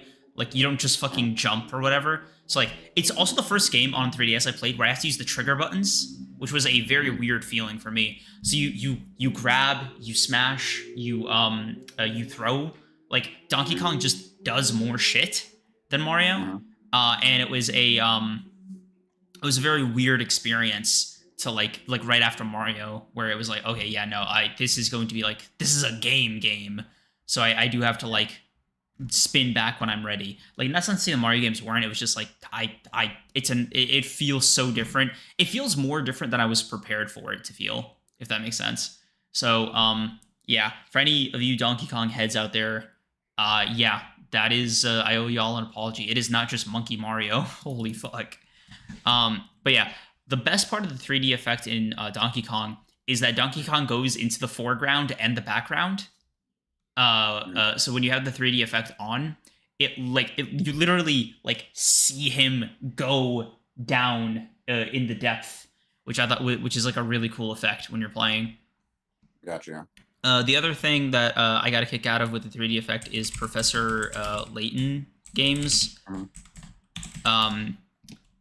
Because like the sets are really fucking good, and you really get a feel for being immersed in there, like getting to look up and like having these buildings come up and like really be punched in to your face like that is really cool. Like when the 3D effect is on in this game, right? Like this little igloo pops out at you. You feel like the curve of the road and like the depth of the sign, it being slightly behind, like it just makes you feel like you're in this world. And Professor Layton has like visually really nice world building. So it is just like this is London, by the way, like in Professor Layton, you know, it's a lot more colorful than actual London. But like also like it's more lively. You can tell that they're really using the increased power of the 3DS to like to its advantage. Like this shit, bro, like is from the game. So yeah, I really fucked with Azran Legacy. I haven't finished it yet. I'm about halfway done. I also just started Miracle Mask, so that's also on my list. Just burning through the whole series, right? No, fuck, I can't. Like, there's 2 more DS games. So there's 2 more DS games, and then there's one on Switch that's coming out. So I've only ever touched 3 Professor Layton games. I've only ever beaten 1. So this is the only Professor Layton game that I've beaten. This was a solid 7.5. No, I'm gonna give it an 8. Like I said, the puzzles were really the biggest problem I had. There's just a little too many, but like everything else about it was just a really fucking fun ass game. And it was the game I played on vacation, and I had a fucking blast with it. It felt really nice to like play a game like this that was like pretty straightforward and just very fun. And it introduced me to the cast, introduced me to the general template of Professor Layton games. Like it just feels like playing a fucking like a kid version of like a Sherlock Holmes game. I don't know. I just thought it was fucking cool. So yeah, I've just been you know kind of going through that. I gotta lower the music, but like it's the game I'm currently playing is the Miracle Mask one.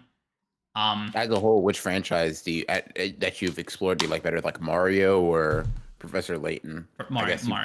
Yeah. Oh, okay. Yeah, Mario. Professor Layton is just like a nice little side thing. It's like a little gem that I didn't think I was going to discover. Like it wasn't on the path. It was just a nice little detour. Gotcha. So you know, I like shit like that when it happens. You know, like never this like whenever it's something you don't expect, it just sort of like falls onto your lap, and you're like, holy shit, I gotta rock with this. Gotcha. You know, W other people's influence. That's good stuff. That's good stuff. I want to read this real quick for Hans Legata because I don't want to give an answer. So when I say art, a life worth living, the place I'm coming from is I think it's only through that the human connection can be best communicated in a way direct interaction can never manage to replicate. Art is the ultimate form of human connection that supersedes others. I think it's the only avenue which brings us closest to true understanding, bridging the infinite gap between souls. I think without art, I wouldn't ever be able to truly understand another person and what they're feeling. I don't think I could truly share an experience with someone. It would all feel hollow. That's good stuff, bro. That's nice. Actually, hey, take notes, bro. I think that's a good thing to consider. Yeah, I'm curious. Do you feel it as a connection to the artist or as a vehicle to connect with other people who like the same art? I asked the right questions. Yeah, listen. Appreciate you, bro. I'm just saying. I appreciate the setup, and it's nice. Yeah. It's just tight shit. You know what I mean? Yeah. Don't feel my bad for being the socially awkward guy at the function, bro. Don't mean my bad. No, bro, it's all good, bro. I'm just trying to see if my offensive capabilities can be used. You know what I mean? I'm trying to see if they even exist. I think they do. I think you got to believe in yourself. The 3D part of the 3DS is probably the worst part. Yeah. Also, CAD-Cal, I have a 3DS XL, like the old one. I don't have the new one. Also, again, dumbest fucking name for a system ever. The new 3DS, dude. Holy shit.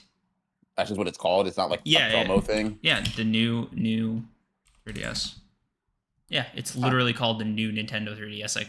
The difference is literally this button and this touchpad and a slightly faster processor. Gotcha. Yeah. You know what's funny? So I think Troop was he got this one, and he was like, the only difference between that and the original 3DS XL, right, or the original model 3DSs, is like 4 games. There's only like Yeah. 4 or 5 games that are exclusive to this fucking version of the 3DS. Mm-hmm. And this Yeah. shit is so funny because it's Xenoblade Chronicles, which I have no interest in Xenoblade, so it's whatever. Um, Mm. fucking Minecraft. Uh, Okay, slime the fuck out of them, bro. yeah, Like, that's. But like, oh, and like Nintendo said, oh yeah, you could do a virtual SNES, but only on this, and it's like, right, if you just mod a regular 3DS, it'll run. So it's very funny that like on paper, it's just not really an upgrade. Like it is not worth yeah. buying as an upgrade. It's worth buying as like your first and only 3DS, I guess. Yeah. Hmm. But yeah, Fair. yeah. So that's kind of the Nintendo portion of this so Mm-hmm. far. Um, Yeah.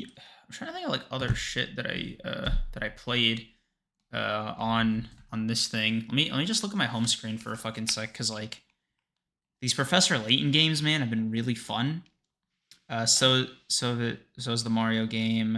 It's funny. It really is just Professor Layton and Mario on here. I did download Fire Emblem Awakening because it is, bro. Mm. It is the second highest rated game on the 3DS console ever.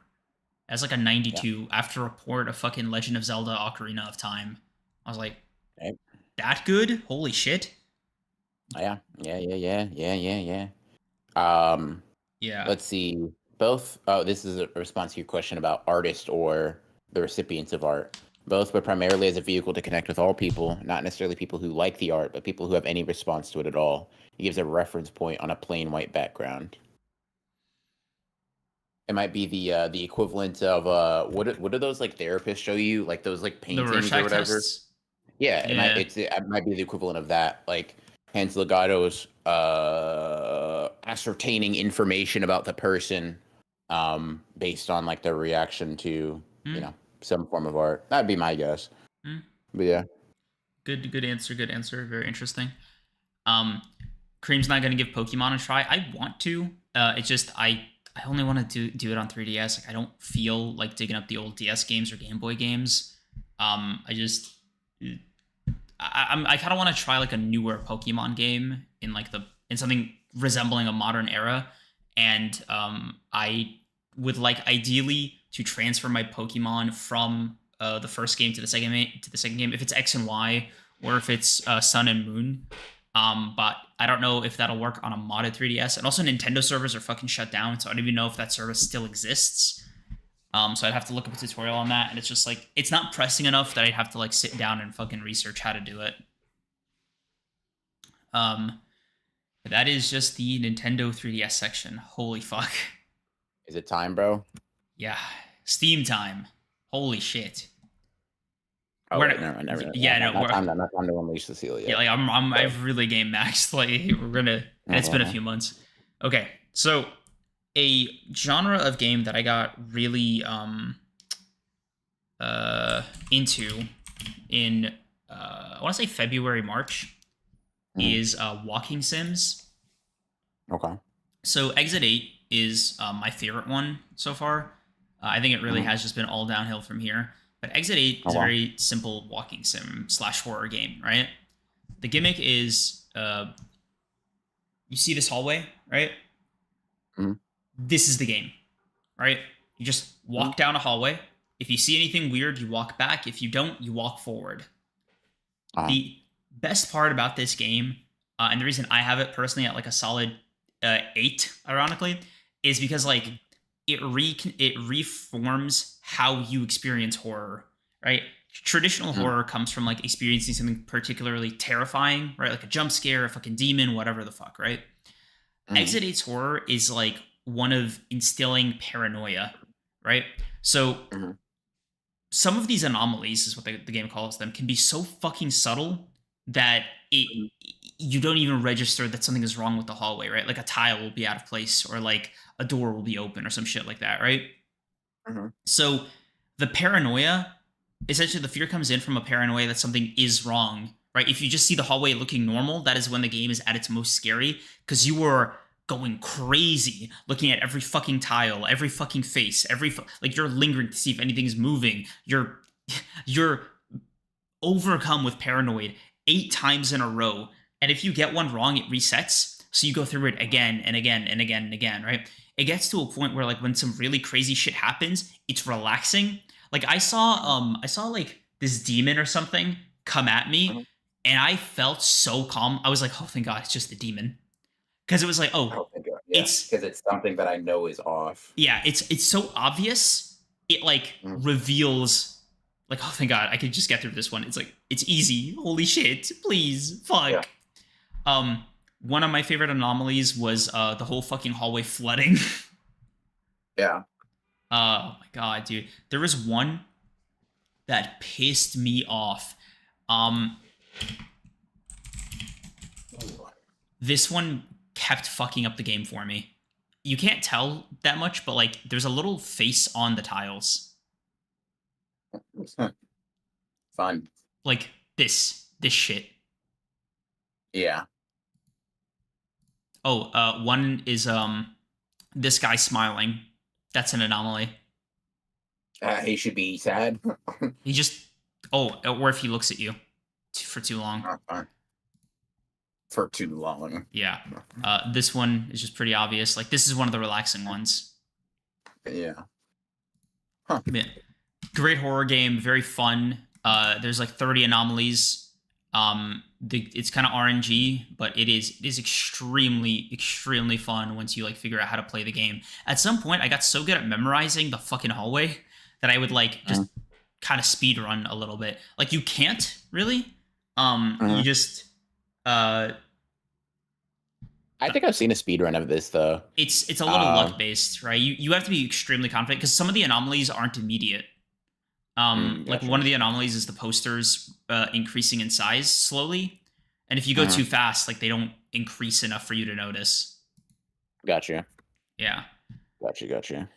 So yeah, Exit 8 is still my favorite walking sim. My second favorite walking sim slash horror game is from the same developers. It's called Platform 8. Very Same concept. yeah, similar concept. It's a train cart, right? The thing about it that's different is you can't go back, right? Okay. So your movement is limited. You essentially have to figure out a way to get past the anomaly. Mhm. The way to do it is just to kind of stare at it until it Okay. goes away, or you sit down, or like each thing is special. There Mhm. was one anomaly that was really terrifying. It was sort of a weeping angels anomaly, Okay. where you couldn't take your eyes off of it, and then you have to Mhm. like turn around really quickly and then go into the next cart right away, or it would Gotcha. kill you. There was one that was the opposite. There was one where you couldn't look at it at all. So the game will like slow you down, and like you'll hear Mhm. breathing, like a Yeah. heavy breathing right behind you. If you're wearing Mhm. headsets, dude, it's unfucking canny. It's like imagine somebody came up to you right now, start breathing on your ear with a little pop up that Yeah. says "Don't turn around," and you can't Yeah. run. Yeah. So Yeah. yeah, Huh. Fair. platform eight was really fun. It has a cool little Easter egg secret level accomplishment thing. So I thought that was cool. You'll see shit like Okay. this randomly. Fun. Yeah. Yeah. Bro. Yeah. So both of them combined, maybe 5 hours. You know, Fair. very fun casual games. I'd recommend Exit 8 more than Platform 8. But I Mhm. think Platform 8 is really good. Yeah. I'm gonna read Demon Akatsu's response if you don't mind, Hmm? real quick. This is an intermission. I guess for me, art is something special that only the special can do. Like all my attempts just fail, and then I see others who have succeeded. Art is basically the medium through which the people who are special or talented can convey something special. Not everyone is capable of that, and that's what makes art special. I and most others won't be able to make anything that's beyond a 5 out of 10 derivative piece because you need to be someone with talent and something to say and actual unique perspectives and experiences in order to even make anything of value. Interesting. So for you, like art requires uh, uh, speciality. Like that's what it asks of you, or that's what you owe art. I assume. Hmm. Interesting. Okay. That's what you value, I guess, but it's not really what you feel like you owe it. Yeah. Hmm. But it's still a very productive response. Yeah. Appreciate you, Devin Akatsuo. Okay. Prepare yourself, bro. Now we're gonna get into hot fucking garbage. Okay. Mm. Chat, this might be one of the worst fucking games I've ever played in my fucking life. Oh my god. 12 minutes is a trans fucking aggression. Dude, this game was so fun. This game was so fucking fun until it kept going. The premise of this game is simple.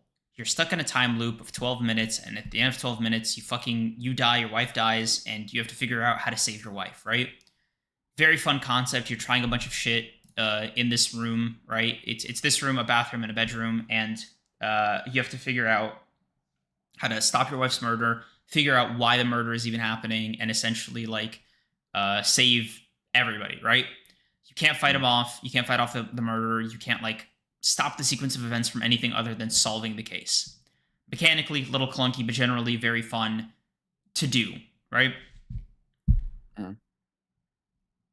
Figuring out the puzzles, figuring out how to like manage the time loop, and going through the story and finally getting the ending where everybody lives. I was so fucking satisfied. I felt like I did it, right? And then the game, for whatever fucking reason, kept going past that point into the weirdest, grimiest, fucking nonsensical ass direction I've ever seen a piece of fiction take. Like it is so bizarre what happens after this moment. Because the game almost feels like self-indulgent in a way. After you theoretically beat the game, and I guess spoilers for fucking 12 minutes, the game has the audacity to make you keep playing and figure out that the real twist was that you and your wife were actually brother and sister the whole time.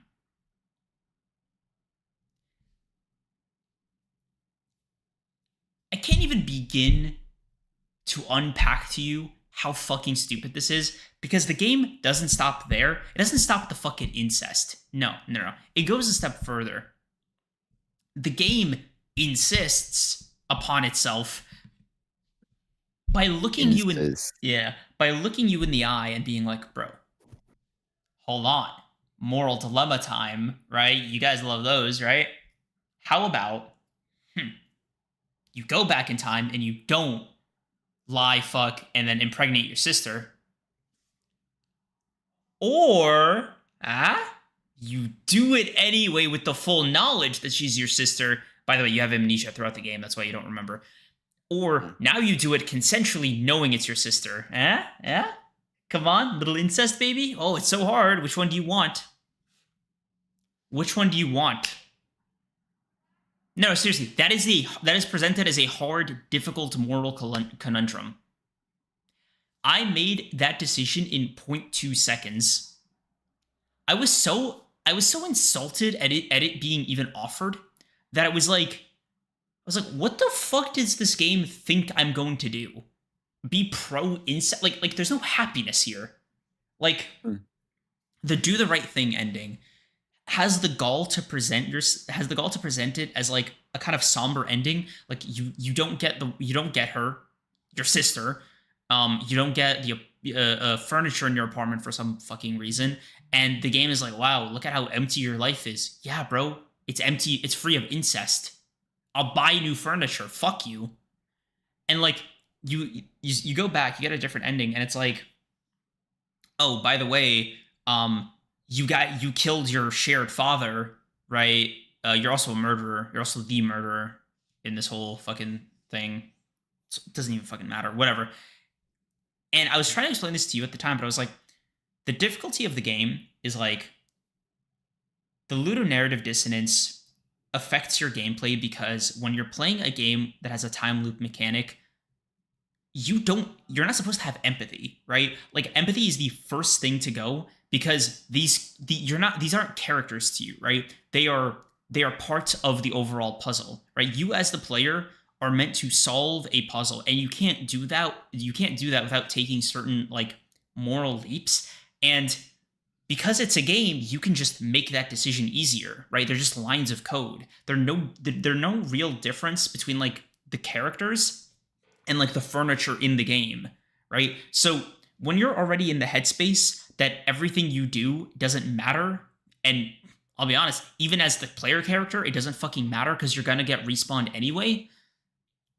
You're not in the mental headspace to take any kind of moral dilemma in like at any face fucking value because it doesn't fucking matter, right? Like it's a false decision because you're not equipped to think about these characters as human beings. So the game goes a step further and expects you to get lost in the incest of it all. And it just sours the entire fucking thing. It's awful. It's audacious. It's fucking grimy. It genuinely, and I say this unironically, insists upon itself. But it has no fucking point to make. It's a genuine 4 out of 10 game. It's so fucking stupid.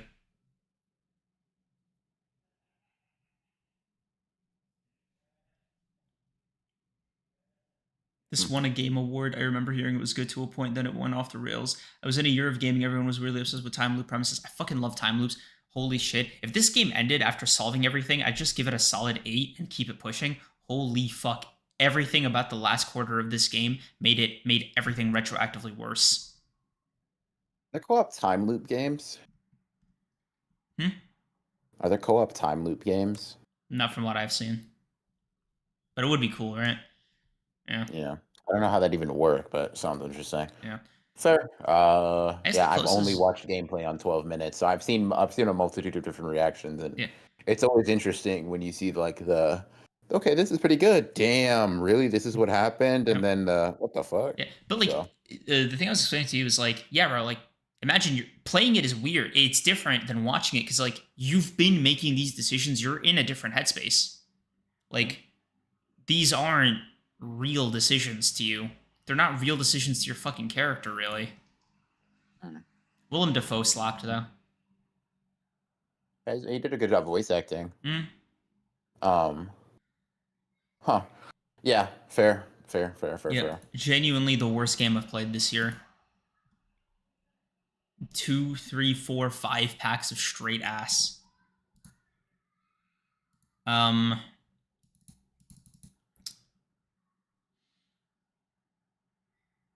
Uh-oh. Why are you making that face, bro?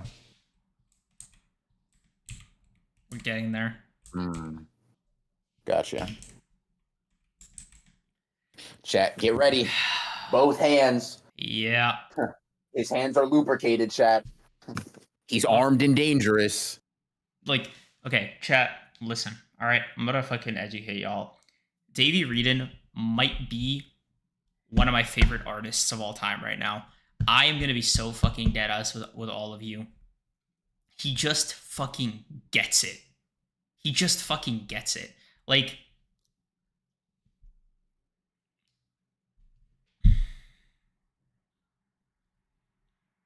how do I explain what this game was? This game was an appetizer, right? A fucking amuse-bouche, all right? In the fucking I know, I gotta whip it out. Ooh, okay. I gotta Google that one, bro. Good shit. Okay. I've heard legends, fairy tales about the fucking Stanley Parable, all right? For like what, 15 years since it came out in 2013, whatever, 12 years.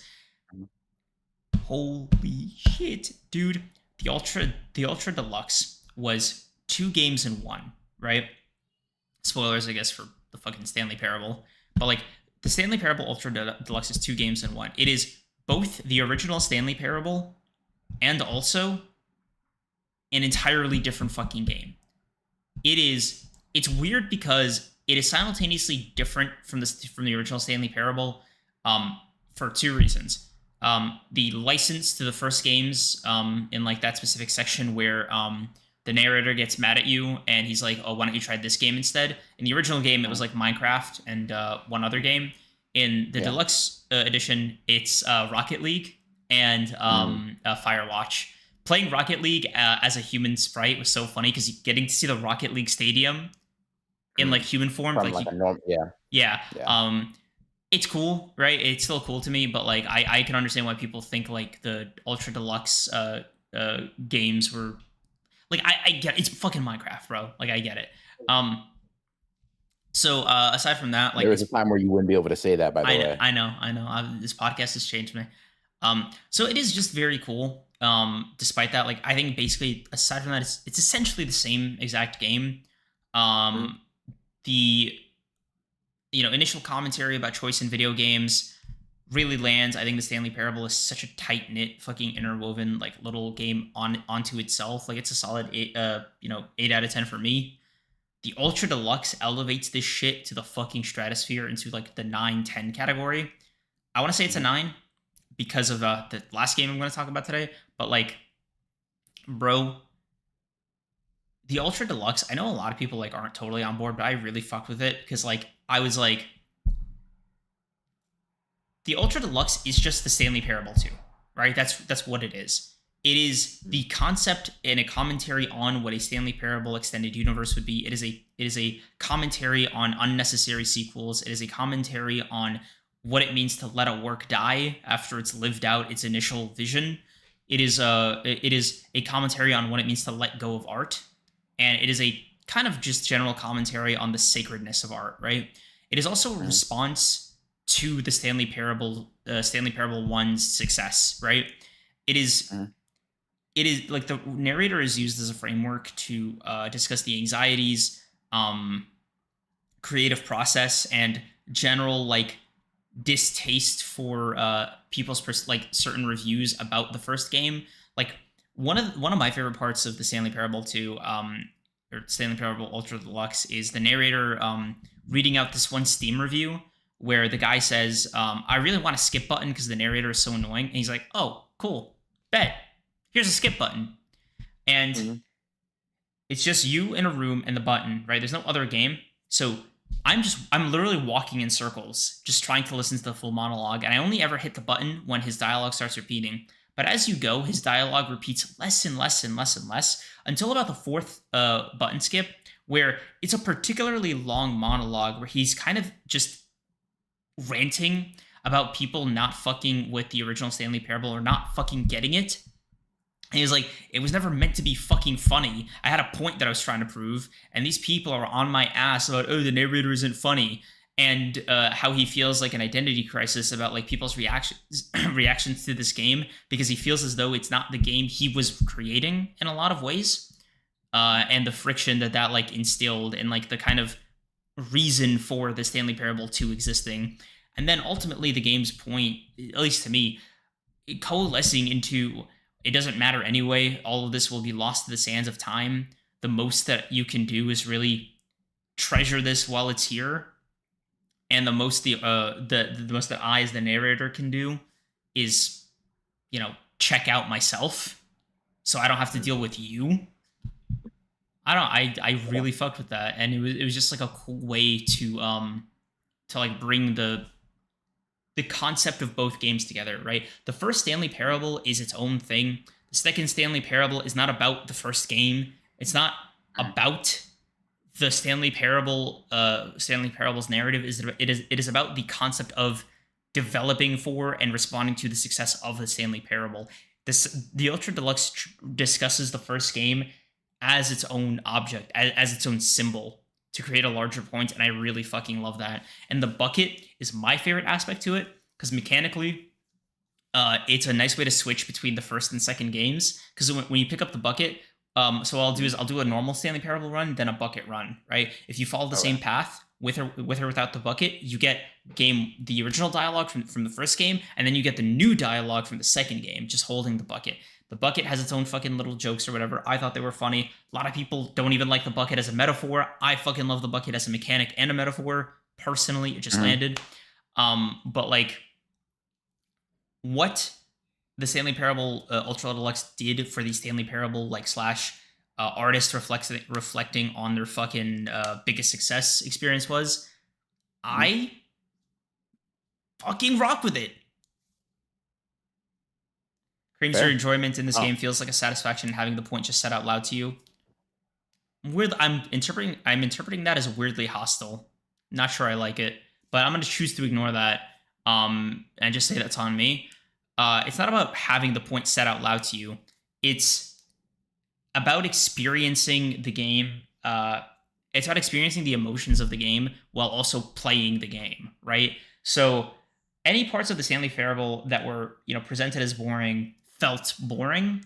But I'm, I guess, like a masochist, so I appreciated that, right? So a lot of people played it, understood the point, and then because I watched some of these reviews because I was curious what other people thought, and essentially, like, a lot of people are like, yeah, bro, I get the message, but it's not fun to play.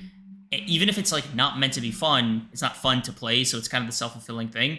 And I just found it amusing. Like, I got a kick out of it because like I said, I just don't feel like that.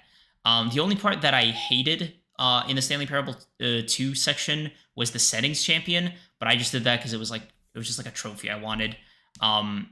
So it's, yeah, I fucked with it. I resonated with the theme a lot, and it is a feeling I've gotten about sequels to shit too. What's up? two things. Number one, W segue coming up. I'm going to read that chat in a second. But I should have reversed that, actually. That would have been so much smarter. But number one, actually, is Hans Legato, no, Lethality was saying that you would like Death Stranding. I want to stake my claim. I already said it. I said it. All right. I just want to stake my claim. When he plays another walking simulator and he's like, "Oh my God, Kojima," right? Whatever. I just want to let y'all know, I knew it too. I don't know how I feel about the Metal Gear games, but bro, it's so funny that, like, what is it? Like, whatever, the train station 8, the other thing 8, the fucking Stanley Parable, and the next game that Frogman asked about. Quick, what was the game that's like the Stanley Parable, but it's the ass who designs a game to honor his friend? The beginner's guide. Holy shit, dude. Yep. This is by far and away the best game I played this year. It is now maybe a top 5, maybe top 3 game for me. Like, I don't know. I have grown to love the beginner's guide with each passing day since I've played it. If the Stanley Parable was the appetizer, this was the fucking main course. And I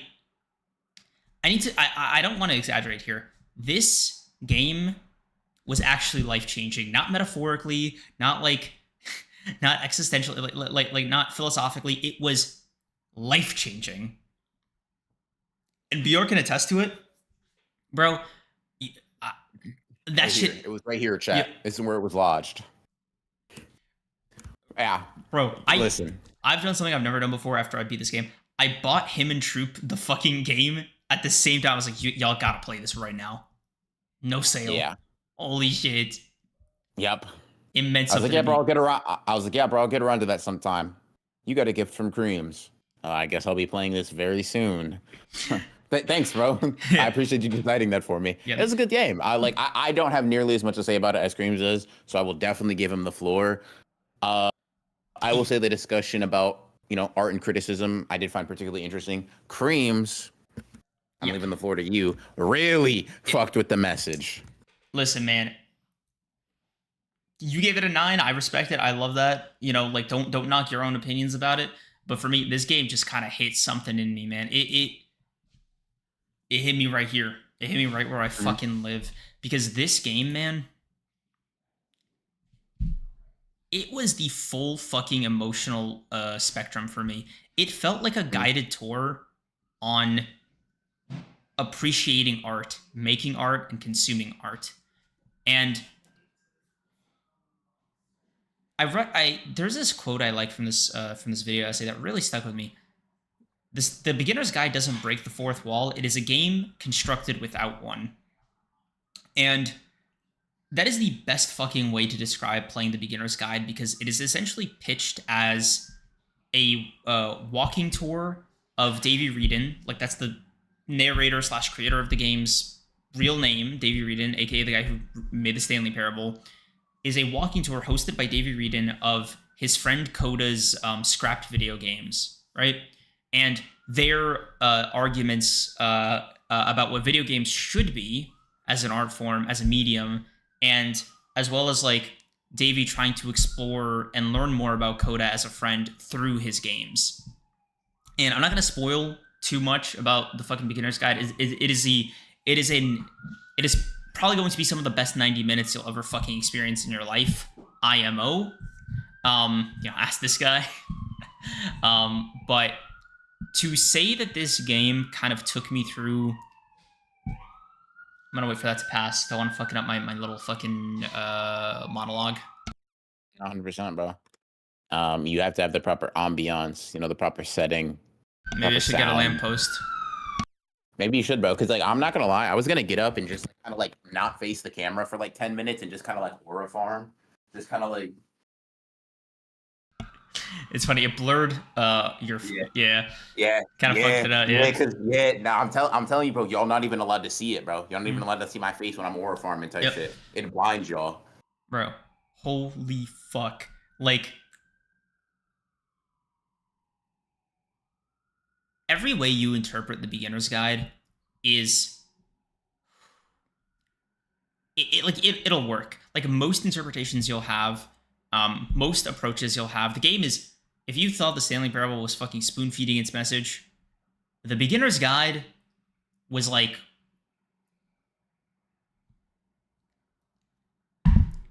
it was like I got your nose. I can't even fucking describe what it was like playing the fucking beginner's guide, because like. What it feels like, I'll tell you, as someone who watched a lot less content surrounding it, right? Mm-hmm. It's like, to me, here's how it felt, right? Mm-hmm. It feels like the point is a pie, and it throws a pie in your face, and you're like, fuck. But then it's like, was that the pie, though? I threw something at you. Mm-hmm. Was that the one, though? I'm like, what the fuck are you talking about, bro? I'm still wiping pie off my... I don't know. It was like, what flavor is that pie? And you look down, and you're like, I can't tell. Yeah. And that's kind of what it was like. It was this weird ethereal experience for me where every character in that game I have felt like before to some extent. Mm-hmm. And feeling, and when you get to the end, like with the fucking twist, mm-hmm. the disgust you feel, the fucking like, not just at what's been happening, but like at yourself, all the games kind of taking on new meaning, all the games almost, the questions you ask yourself about what you've been playing, how you've been playing it, and if you should have been, start to like creep up, and it creates this like spiral, at least for me, where you start to ask yourself, well, wait a minute.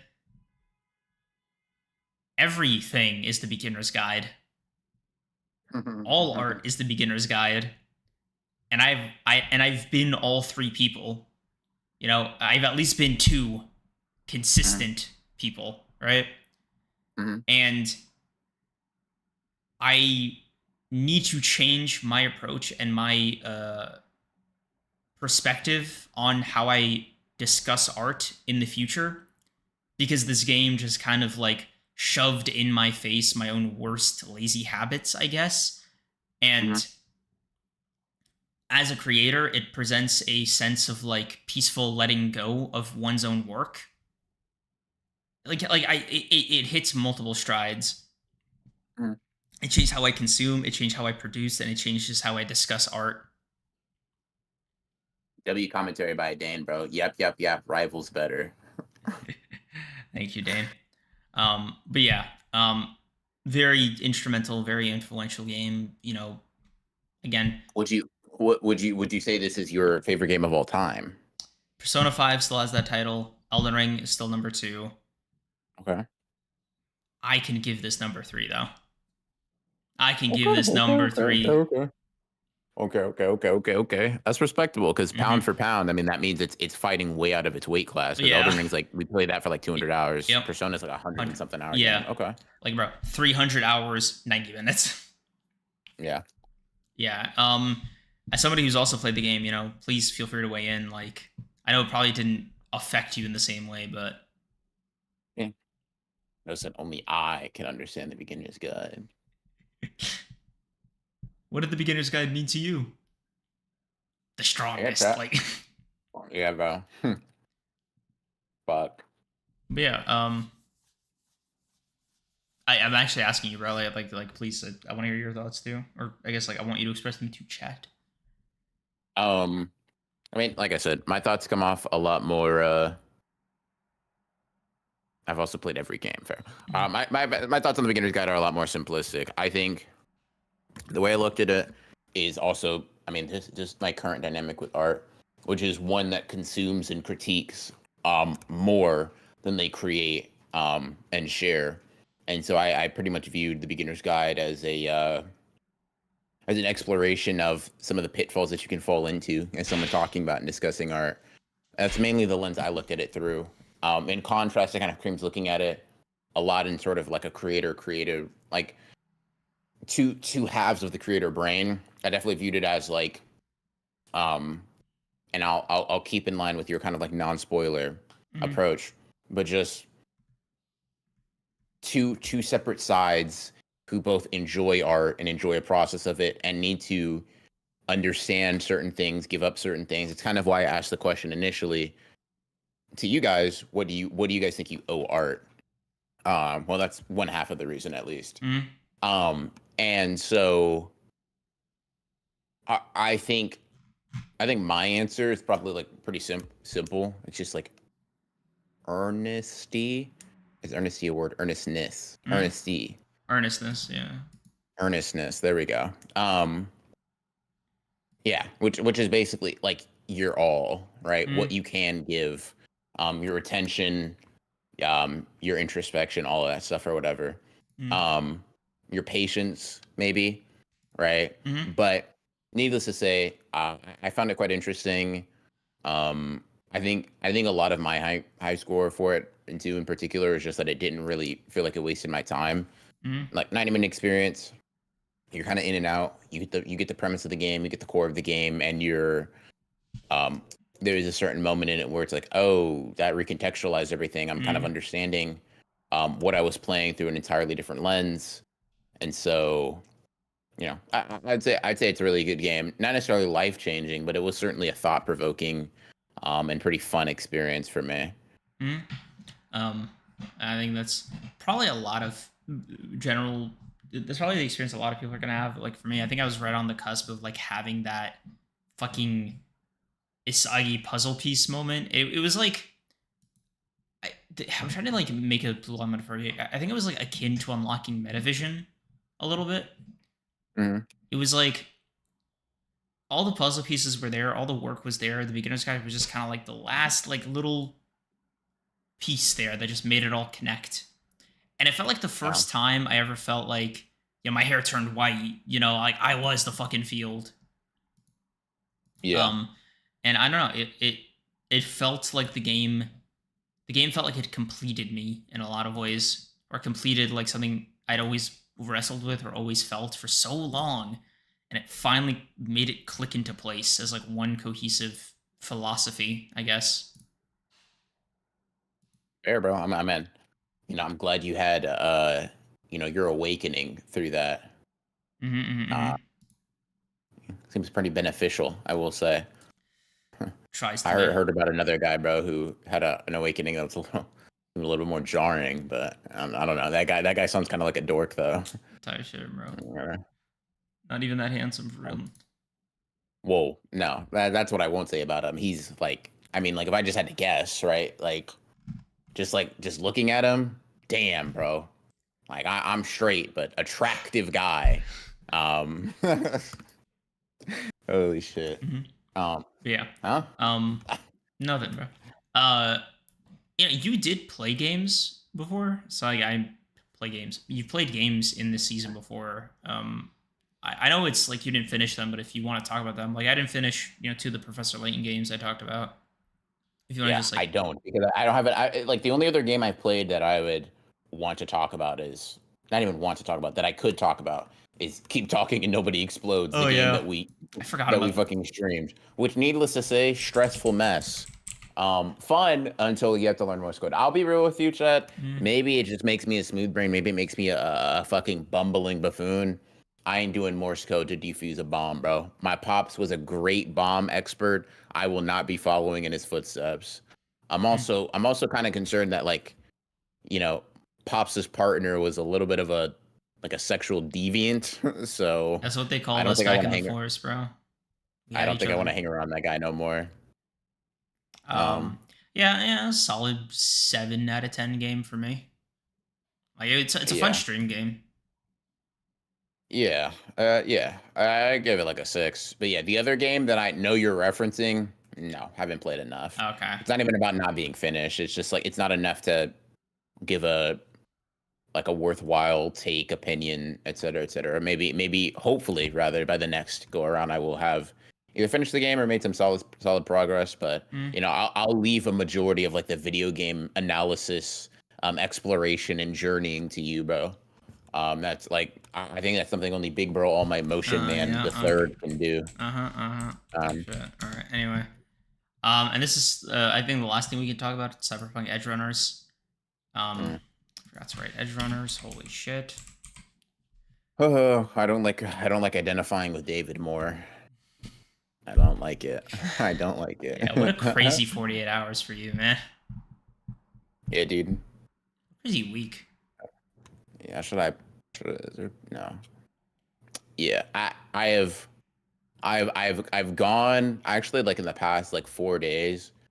It has gone from like, dude, the life is so beautiful. I see the beauty in everything. Mm, Wow, lead, mouth, me. bro. Wow, dude, you're actually like low key, not even in like a demeaning way. You're actually nothing. You're just a speck in this world that, whatever. I'll keep that to, oh man, life has, is this sunlight and it doesn't burn me? Holy shit, is that a bird that flew to my hand?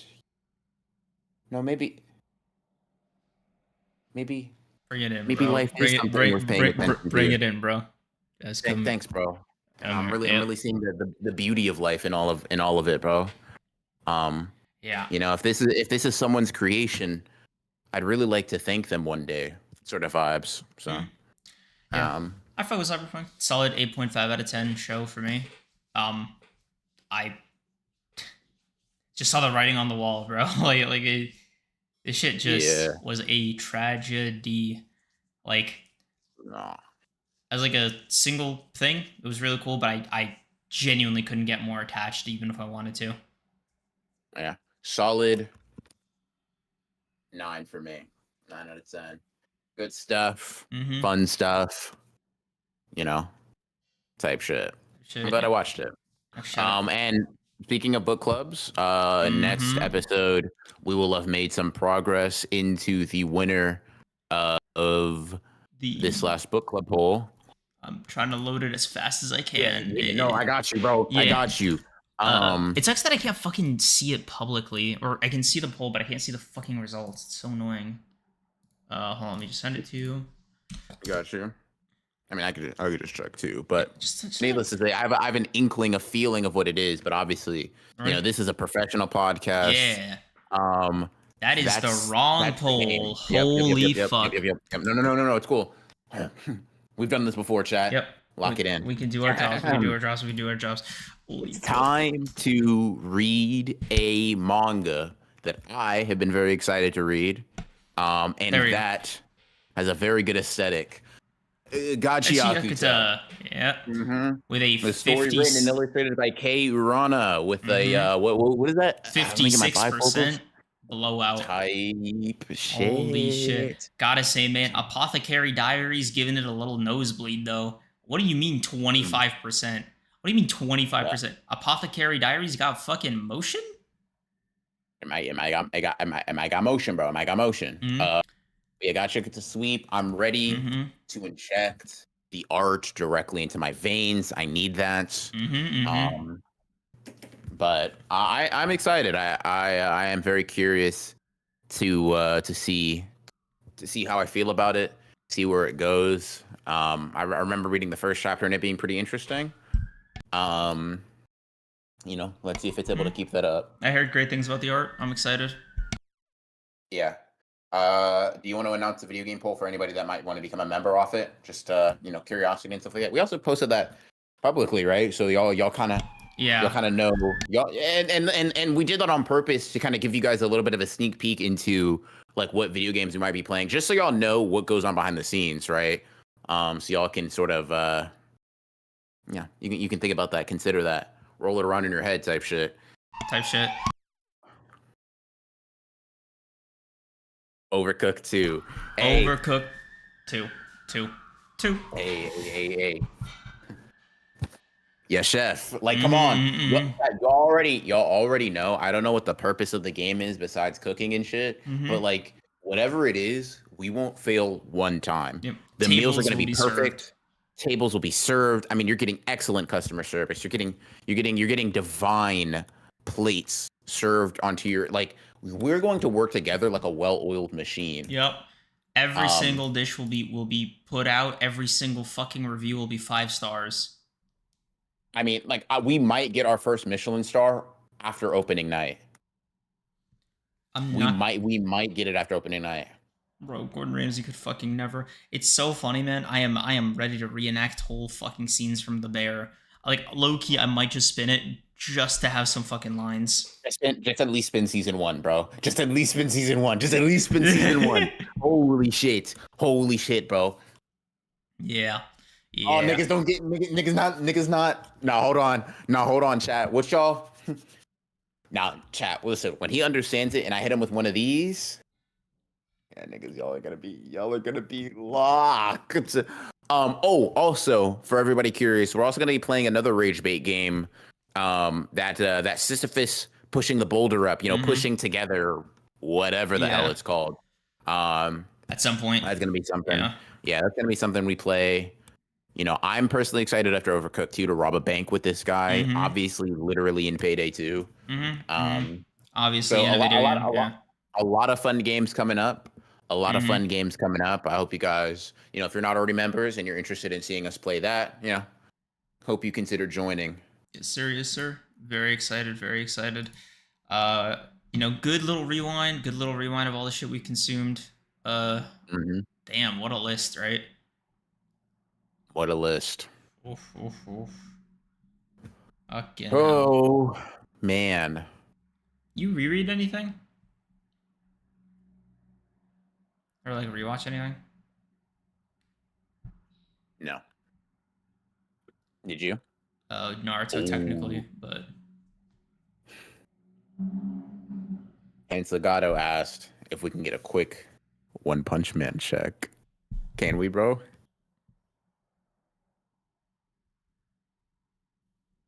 Yeah. Finally done with the redraws. Yay. Breathe in. Breathe out. Hey, man. Shit. One Punch Man fan here.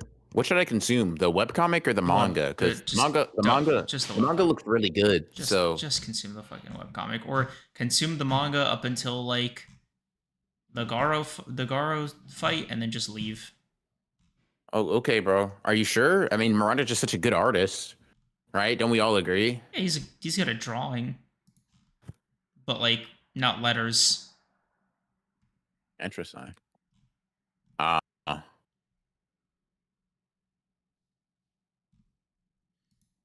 Holy shit. Not gonna lie, guys, being a member is pretty fun. If y'all on the fence about it, y'all should at least try for a month. I agree, Darian. Yeah, listen to this guy. Appreciate you. We'll keep that one in mind. But yeah. Oh my god. Last of Us Season 2, Episode 1 came out today, by the way. What the fuck? Cool. There was no fucking promo or fanfare for that. It's so weird. After Dark is a sacred special place. Fuck with the yeah, energy, listen. I will say, chat. Listen, here's my one warning I will give. Right, if you're joining an After Dark stream, just understand, it's okay. We don't bite. It's okay if you're like, damn, these guys are actually on a perk compared to what they are on a regular. Yes, we're aware. We're not confused about it. maybe watch like one or two regular After Dark streams, like the VODs, just to get accustomed to the climate. Because I have heard like people have actually come into chat and been like, "Holy shit, dude! They all are, Yeah. let's." You know, You might need to ease into it. if y'all are still on the fence, I could redirect you to Demon Ekatsuha, Enhanced Legato, and Lethality. Maybe even fucking Dane and Sleeping Danger. They'll set you right if you need to be convinced. Type shit. Mm-hmm. Y'all better push that shit like crack in the 80s. Holy fuck. So the second episode of the Elden Ring series, not the first one. Damn. What happened? What happened on the first one? Yeah, what the fuck? Were we not beating the shit out of Market? What the hell? Actually, I don't even think we made it to Market on the first one. Totally. Man, what I would give to relive that playthrough, bro. Hold on, gang. You didn't have me yet. Oh my god, she's aura farming. Flag W on the aura play. farm, Flag on the W play. aura. I gotta give it up, bro, because the setup was crazy. She knew we were gonna ask why. Yeah. That I gotta say that's at least good form. It's At good. least good form. Night Rain. Maybe. I don't know how to tell you. Night Rain is about to be a 2-pack of. You think so? Let me not say it like that. It's not gonna be ass. It's just not. It's not gonna be Elden Ring. If it doesn't Ring. have a campaign, it's just no way. And I know I'm going to compare it to Elden Ring, and I know it's not necessarily maybe fair. But Elden Ring, Fortnite just don't get my heart beating the way I'd want it to. After Dark doubled the after ones, triple the funny. Write that down, bro. Write that down. Yeah. Yes, sir. Yes, sir. This is gonna be on our next fucking going channel. On over there. A lot going on over there, Potted Plant. Yeah. A lot. Hey, bro. If we're always like, damn, bro, we're running out of games. We can always spin back on Minecraft, bro. So long as you understand boundaries, though. Like no bullshit. Bro, I understand personal fucking safety. So long as you understand what's mine is not yours. Crime in Minecraft has gotten out of control, is all I'll say. Crime, nigga, that's not my problem. Bro's making it my issue that your neighborhood's ass, bro. Strap up. Like, nigga, lock in. Bro, I don't know, man. Nigga wants me to be a vigilante. That's also the reason Coop stopped his Persona 3 playthrough. That's funny. I stopped that shit because I stopped playing Persona 3. Yeah. Y'all could let us play Elden Ring again? We could, but it wouldn't be the same. We would just beat every boss in one try, and it just wouldn't be as fun. You know what I mean? For y'all, like, because this is the thing. I think part of what made Elden Ring was like the struggle of it, the confusion. But like when we literally beat the game in 3 hours, it's like, oh my god, they have so much aura. They're so cool. And so we already sort of did that low key by like doing the DLC. I don't know. Yeah, like I understand. I want to relive the glory days to some capacity or to some extent too, but it's like you gotta move on. Too high level. You gotta move on. You gotta grow. You gotta move forward. Type shit. Even. But yeah, to many more. Is there a multiplayer mod for Dark Souls? Question we've asked multiple times. Listen.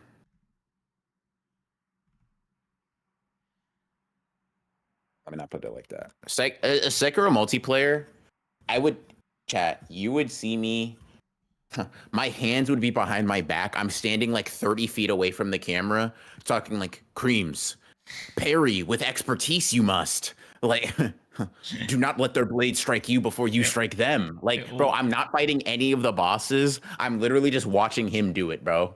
Holy shit. Look at hell. Ugh. Bro, like imagine you come in as I'm about to get hit and you fucking parry. Like I thought you better. Yeah, like fuck. Dude. What? Watch Creams and be a roleplay flirting in After Dark. What the fuck are you talking about? Also, there's a Dark Souls 3. We might gotta have conversations about that. But, this nigga don't like Dark Souls. That's my bad. No, I saw that. It's sure, like I'm not opposed to it. Like I just don't know if the mod 100% works the same way. That's fair. That's fair. We could always spend $700, get Duskbloods on Switch too. Nigga, what the fuck are you talking about? That shit doesn't even look like it'll beat. I'm not playing a goddamn game on the Switch, bro. Elden Ring. You want to play fake Bloodborne on the Switch? Are you mad? Bro, it'd be cool if actual Bloodborne. Oh, right, Sony. Never mind. Bro, nah, don't piss me off, bro. Man, hell nah. Um, Dark Souls 3 plays much closer to Elden Ring than it does Dark Souls 1. Oh, Closer to Elden Ring, you say? cool. Real shit. Uh, Wait, lethality. wait, wait. Now, here's my question: You might get Are enlisted there again. are there katanas in Dark Souls 3? This is of the utmost importance. If there aren't, count me out. Um, but more than they do now. Why are we accepting that? Why are we just accepting what anybody says in chat as true? By the way, that doesn't happen. There are always katanas in the Japanese game. There are in fact katanas. All right, I'm down. Obviously, we'll have to look into it and responsible planning shit like that. But like, I'm down in theory. In spirit and emotion. God, bro, the Hmm. blade is me type shit. Yeah, you're Um, about to wield them like fucking N10, man.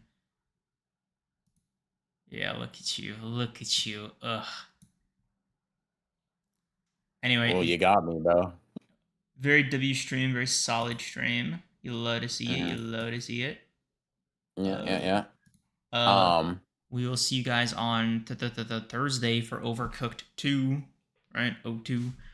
Yeah, And we'll see you should be on fun. next Sunday for Gachi Akata Book Club 1. Yep, yep, yep. Hope to see you guys there, and hope you guys have a good rest of your night, morning, or afternoon, whatever time it is for y'all. And we'll see y'all in the next one. Peace, Peace, peace. peace.